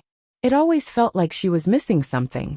Now that her meridians were unblocked, not to mention doubled the size, the speed of absorbing the spiritual force was even faster than the average sword masters, by almost 2 to 3 times. Only when the traces of the spiritual force soaked into her skin and traveled to the various veins in her body, did she feel a sense of security in her heart. Her body was like a bottomless pit, filling up the spiritual force that she had been lacking for many years overnight. She felt that her whole body was now full of strength, and even if she was still weak, it was a good start. She took a deep breath, then punched a rockery within the courtyard, and it instantly exploded into numerous halves. Only the strength of the 11th layer meditation stage. I need to quickly find the spiritual herbs to refine the foundation establishment pill. Lu Muyen unclenched her hand as she muttered to herself. After tidying up briefly, she left the courtyard and rode the tailwind horse back to the Lu clan in the Imperial capital. Right when Lu Muyen disappeared from the entrance of the Imperial Academy, 2 men walked out, their eyes closely following the disappearing figure. Yixian, do you feel that the aura from Lu Muyen has changed? Yan Jin asked Qi Yixian in surprise. Come and read on our website Wuxia World site. Thanks. There was complexity in Qi Yixian's eyes. Then he retracted his gaze and said simply, if I didn't see incorrectly, she was already an initial phase Great Sword Master. Initial phase Great Sword Master? Impossible. Yun Jin shook his head incredulously. With her terminal meridian's constitution, she couldn't even absorb the spiritual force of heaven and earth to convert into elemental energy. How could she break through to the cultivation base of Great Sword Master? Did you see incorrectly? No. The aura she exuded was definitely the Great Sword Master. Qi Yixian said decisively. Because the cultivation methods he practiced was special, he could very accurately determine a sword master's cultivation base. Yun Jin stroked his chin and said with amusement, I heard she recently went to the blazing mountain range. She probably had a fortuitous encounter. How did you know? Qi Yixian was recently in closed-door cultivation to prepare for the Academy's annual competition, so he didn't know that Lu Muyen wasn't in the Academy. I'm not very clear on the specifics. I just heard that she accepted a mission from the Mercenary Union to the Blazing Mountain Range, then followed the employer there. Yun Jin shrugged and said, she never had a tailwind horse before. Though I've got to say, Lu Muyen's quite eye-catching now. Qi Yixian frowned slightly then said, let's go. Lu Muyen rode directly back to the marshal's mansion. The moment she hopped off the tailwind horse, she saw a gray-haired, spirited old man who smiled and opened the door excitedly. Young miss, you're finally back. Grandpa Yi. Lu Muyen shouted with an affectionate smile. This old man was the chief steward of the marshal's mansion, and had always taken good care of her. He was also an old associate, who fought alongside her grandfather in the past. As he had never married, he now settled in the marshal's mansion for his later years, and was an advanced phase great sword master. Young miss, quickly go to the lobby. Marshal General and the 2 young masters are all there. Louis looked at Lu Muyen affectionately. He always treated Lu Muyen as his own granddaughter, and exceptionally pampered her. Lu Muyen nodded and handed the rein in her hand to Lu Yi. Then I'll bother Grandpa Yi to find a place for my tailwind horse. Although Louis was curious about why Lu Muyen had a tailwind horse, but he didn't ask, took the rein and said, just leave it to me. Okay, then Grandpa Yi, I'll head over to the lobby first. Seeing Louis nod, Lu Muyen hurried towards the lobby, where the people of the marshal's mansion used to discuss formal matters. And right now several people were sitting in the lobby. Lu Muyen's grandfather, Lu Zhantian, her father Lu Mou, eldest brother, Lu Mubai, and her elder twin brother Lu Muting. Lu Muyen also had 2 uncles, but one was guarding the battlefield in the frontier, while the other left to travel. Grandfather, father, eldest brother, second elder brother. Lu Muyen entered the main lobby and addressed each of them with a warm expression. Yenu is back. Lu Mo looked at his daughter affectionately as she entered the door. How did you lose weight? The corner of Lu Muyan's mouth twitched. Where did she lose weight? She was just right. Humph, stinky girl, you still know to return? Lu Zhantian snorted, but the smile in his eyes still revealed that he was very happy. Lu Muyen immediately stepped forward right beside her grandfather to appease him. Grandpa, didn't I come back to surprise you? Stinky girl, what sort of surprise could you give us? Lu Muting tugged at Lu Muyan's arm, and the face that looked highly similar to Lu Muyan's wore a brilliant smile. Lu Mubei's handsome face also revealed a soft smile, and looked at Lu Muyen with warmth in his eyes. Those who try hard will have the desired result.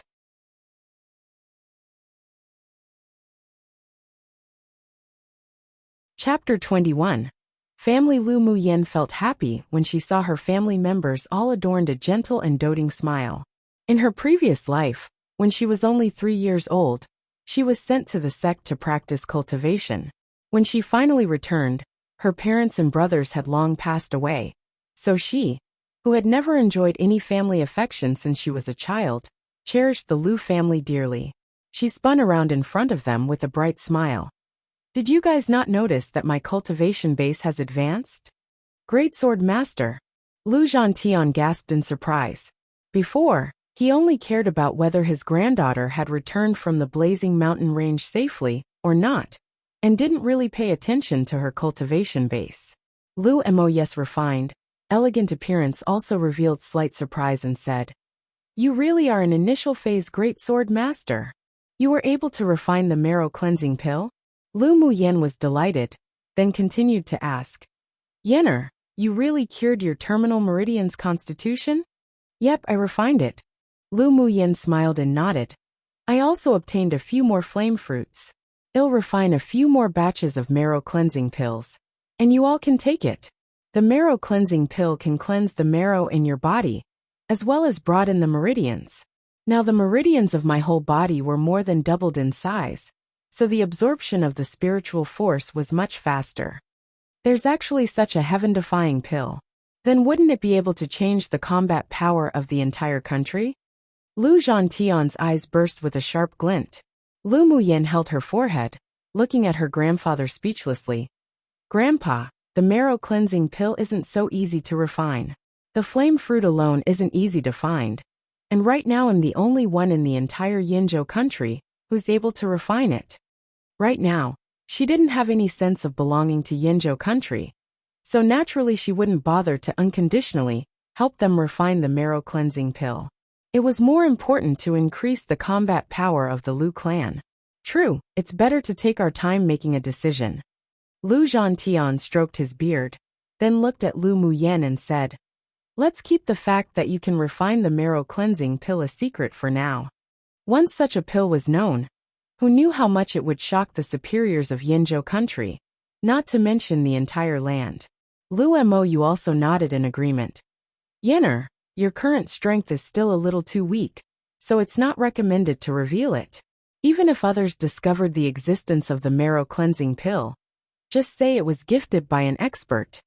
Lu Mubai had told them before, so even though they were shocked and excited, they were still able to maintain composure. Excellent. My family's Muyen can finally absorb the spiritual force of heaven and earth, and cultivate elemental energy. Lu Zhantian was filled with joy. His granddaughter could finally eradicate her terminal meridian's constitution.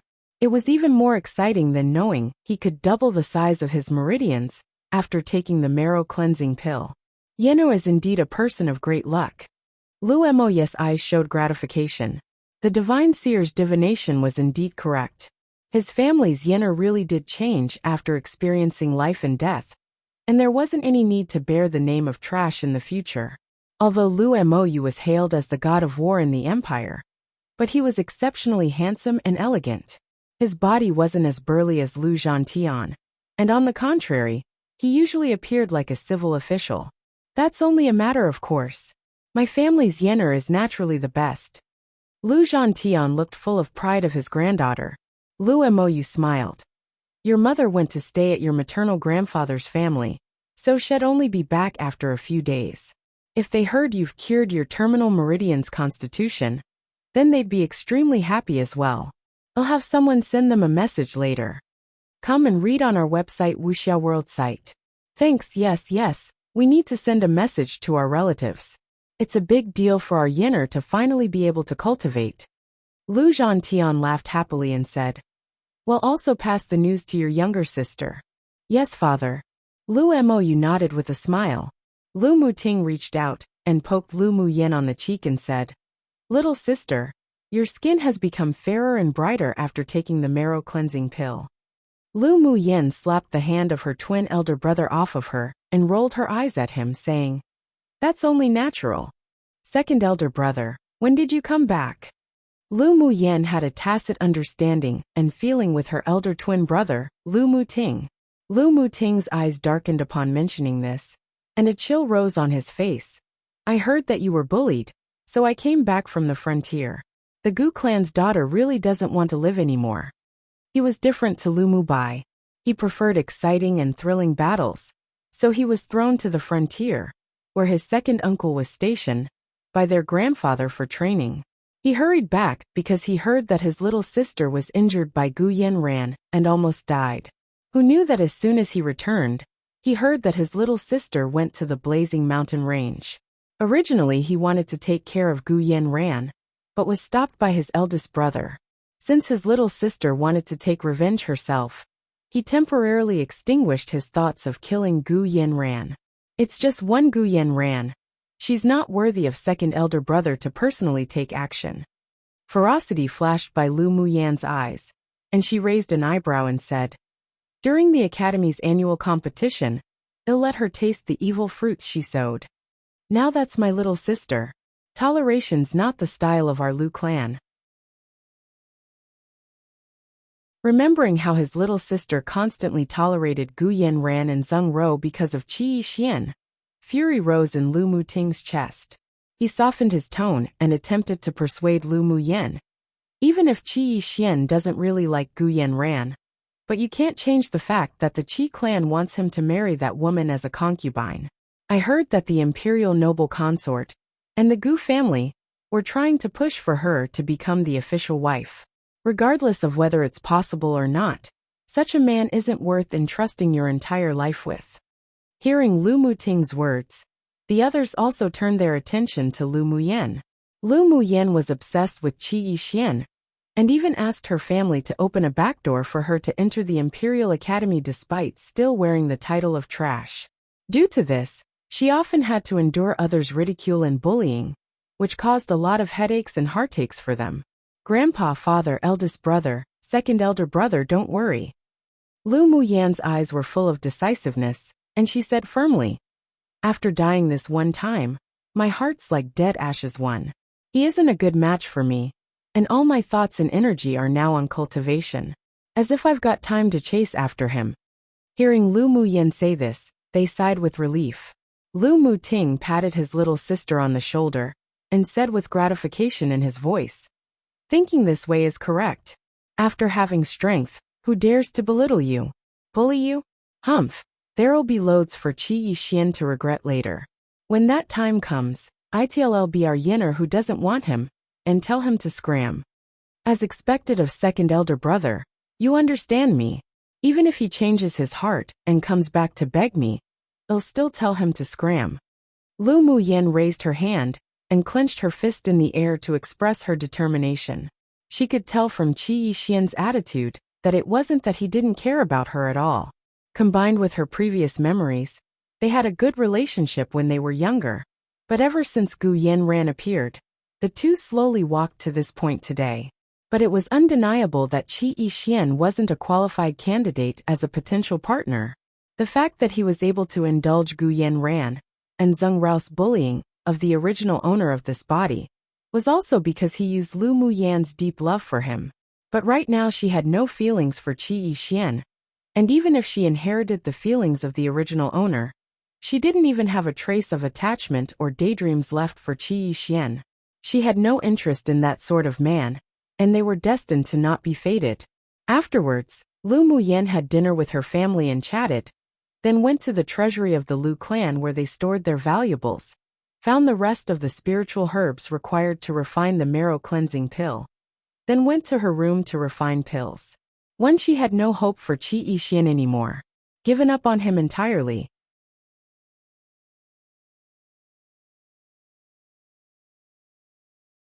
Chapter 22. Cousin. After returning to her room, Lu Muyen lined up the spiritual herbs she ransacked from the treasury.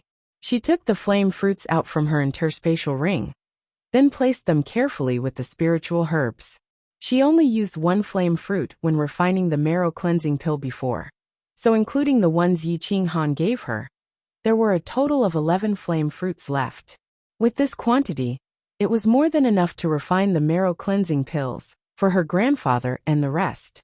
Not to mention with her current strength, she'd be able to refine at least 3 to 4 top-quality marrow cleansing pills per batch, so there wasn't a problem at all. Lu Muyen placed the spiritual herbs into the cauldron one by one. The flame fruit wasn't suitable to be stored as the longer they were kept, their medicinal effects would slowly decrease.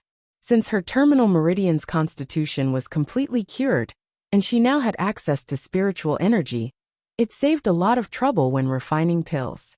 Lu Muyen threw the spiritual herbs and flame fruits into the cauldron, carefully controlled the flame, and slowly began to refine.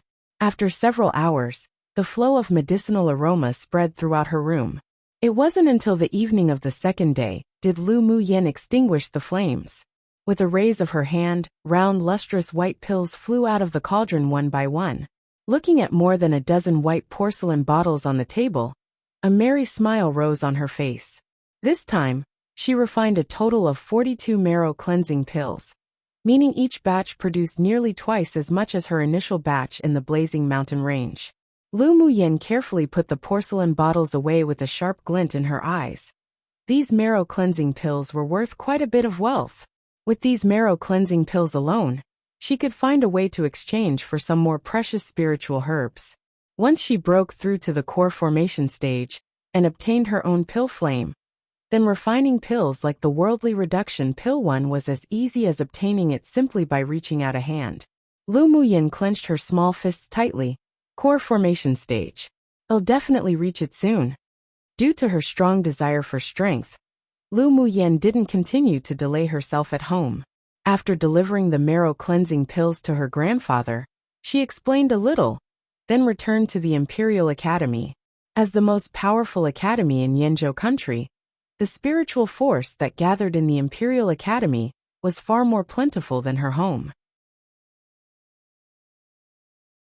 After a few days of unrestrained absorbing of the spiritual force in her courtyard in the Imperial Academy, she stabilized her cultivation base at the final layer meditation phase, and she only needed to refine the foundation establishment pill to advance to the foundation establishment stage, which was equivalent to the strength of a sword spirit. More than 20 types of spiritual herbs that were necessary for the foundation establishment pill could be found on the market, but the 3 main spiritual herbs were more difficult to find. These 3 herbs were the deep orchid that grew in icy places, so it could only be found in the glacial mountain range, and the 7-leaf ginseng and purple monkey flower, which could be found in the southern Plume Canyon, but were very difficult to find. Lu Muyen put away her thoughts, then touched her hungry stomach. It seems I still need to refine some Anidia pills. After leaving her courtyard, she discovered she would receive some strange looks from time to time, or secretly be judged behind her back. She sighed, gave up the plan to go to the academy's cafeteria to eat, and walked towards Moon Billow Restaurant. Moon Billow Restaurant was located in the most prosperous street, the Vermilion Bird Street, and was the most famous restaurant in the imperial capital. Hey, isn't that Lu Muyen? Yunjin sat in a private room of the Moon Billow Restaurant. After scanning the streets randomly, he saw Lu Muyen who entered the restaurant.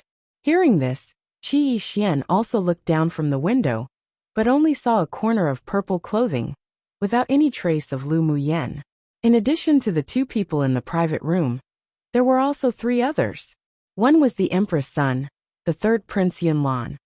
Another was the Prime Minister's grandson, Xiao Ziong, and the other, Yun Luo, who accompanied the third prince in training, was the son of the king of Jinshi, the emperor's younger brother. Lu Muyan? Isn't that the famous little trash oaf, the imperial capital that constantly chased after Yi Xian? Xiao Ziong touched his chin in thought, then looked at Yun Jin with curiosity. I heard that she changed a lot after being injured by the imperial noble consort's younger sister? Is it true? Come and read on our website Wuxia World site. Thanks, of course it's true. She either ignores Yi Xian completely or ridicules him. Yun Jin's expression was full of gloating, and he didn't even care about Qi Yi Xian, whose face already turned dark. Oh yeah, she's already a great sword master. How's that possible? Xiao Ziong exclaimed. A person with the terminal meridian's constitution can't absorb spiritual force and convert it into elemental energy. How could she have advanced to a great sword master? That I don't know. Yun Jin shrugged. He also wanted to know how Lu Muyan became a great sword master. After Yun Luo returned this time, he also heard a lot of rumors about Lu Muyan, particularly about the promised battle between her and Gu Yanran. There were already numerous major gambling houses in the imperial capital that had begun to make bets on them. Thinking of Lu Muyan and her relationship with his cousin, he looked up at the young man who sat on the main seat and asked, Alan, Lu Muyan's your cousin, right? She really advanced to a great sword master? Lu Muyan. The man in the main seat muttered the name softly, with a contemplating smile on his lips.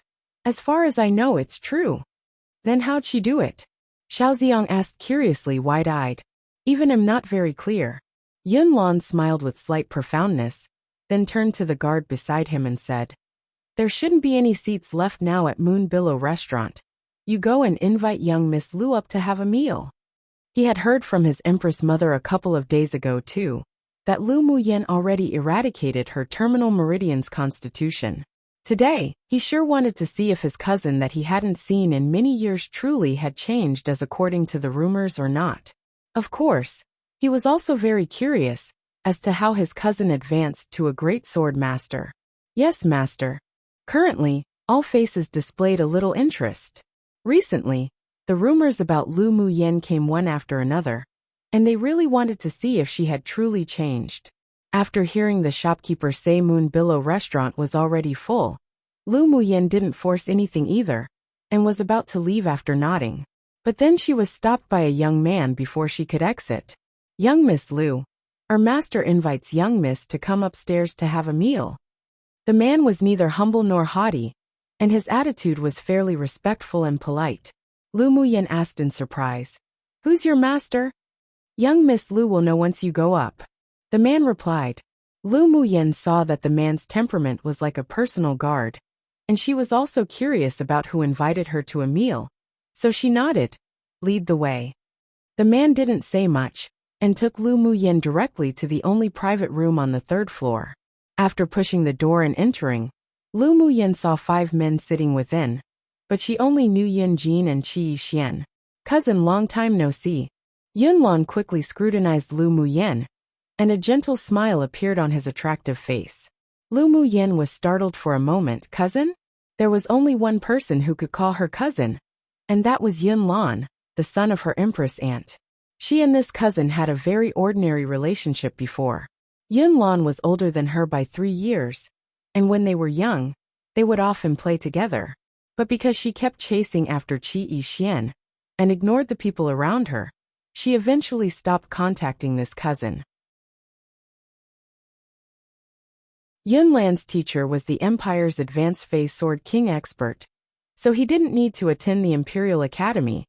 Not to mention he also traveled with the teacher for a few years, and only just returned to the Imperial capital. Within the few years, he and Lu Muyan had never seen each other, so she didn't recognize Yun Lan at first glance. Lu Muyan didn't reveal any of her emotions. With only a light smile on her lips, she walked over to sit in an empty seat beside Yun Jin, saying, Hello, cousin. One susceptible to change.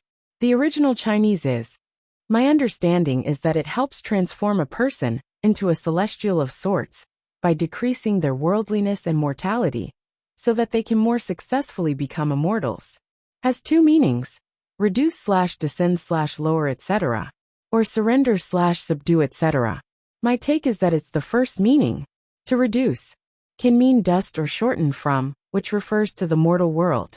You get the general idea. If I think of a better translation, it'll change it. Two, absolutely no idea why, but they censored this part, and I just filled it in with my guess. The original was ********, etc. Based on the context and the words given, it only made sense to fill it in with either or, which means days, or some measurement of time. You're tuning in to the Lee May's Sword of Destiny YouTube channel. We're so grateful for your support. And don't forget to subscribe to join us on this incredible journey through captivating stories. Your generosity through donations truly makes a world of difference, as it's the primary source of revenue that allows me to expand and enhance this channel for you. Thank you from the bottom of my heart for being a part of this adventure.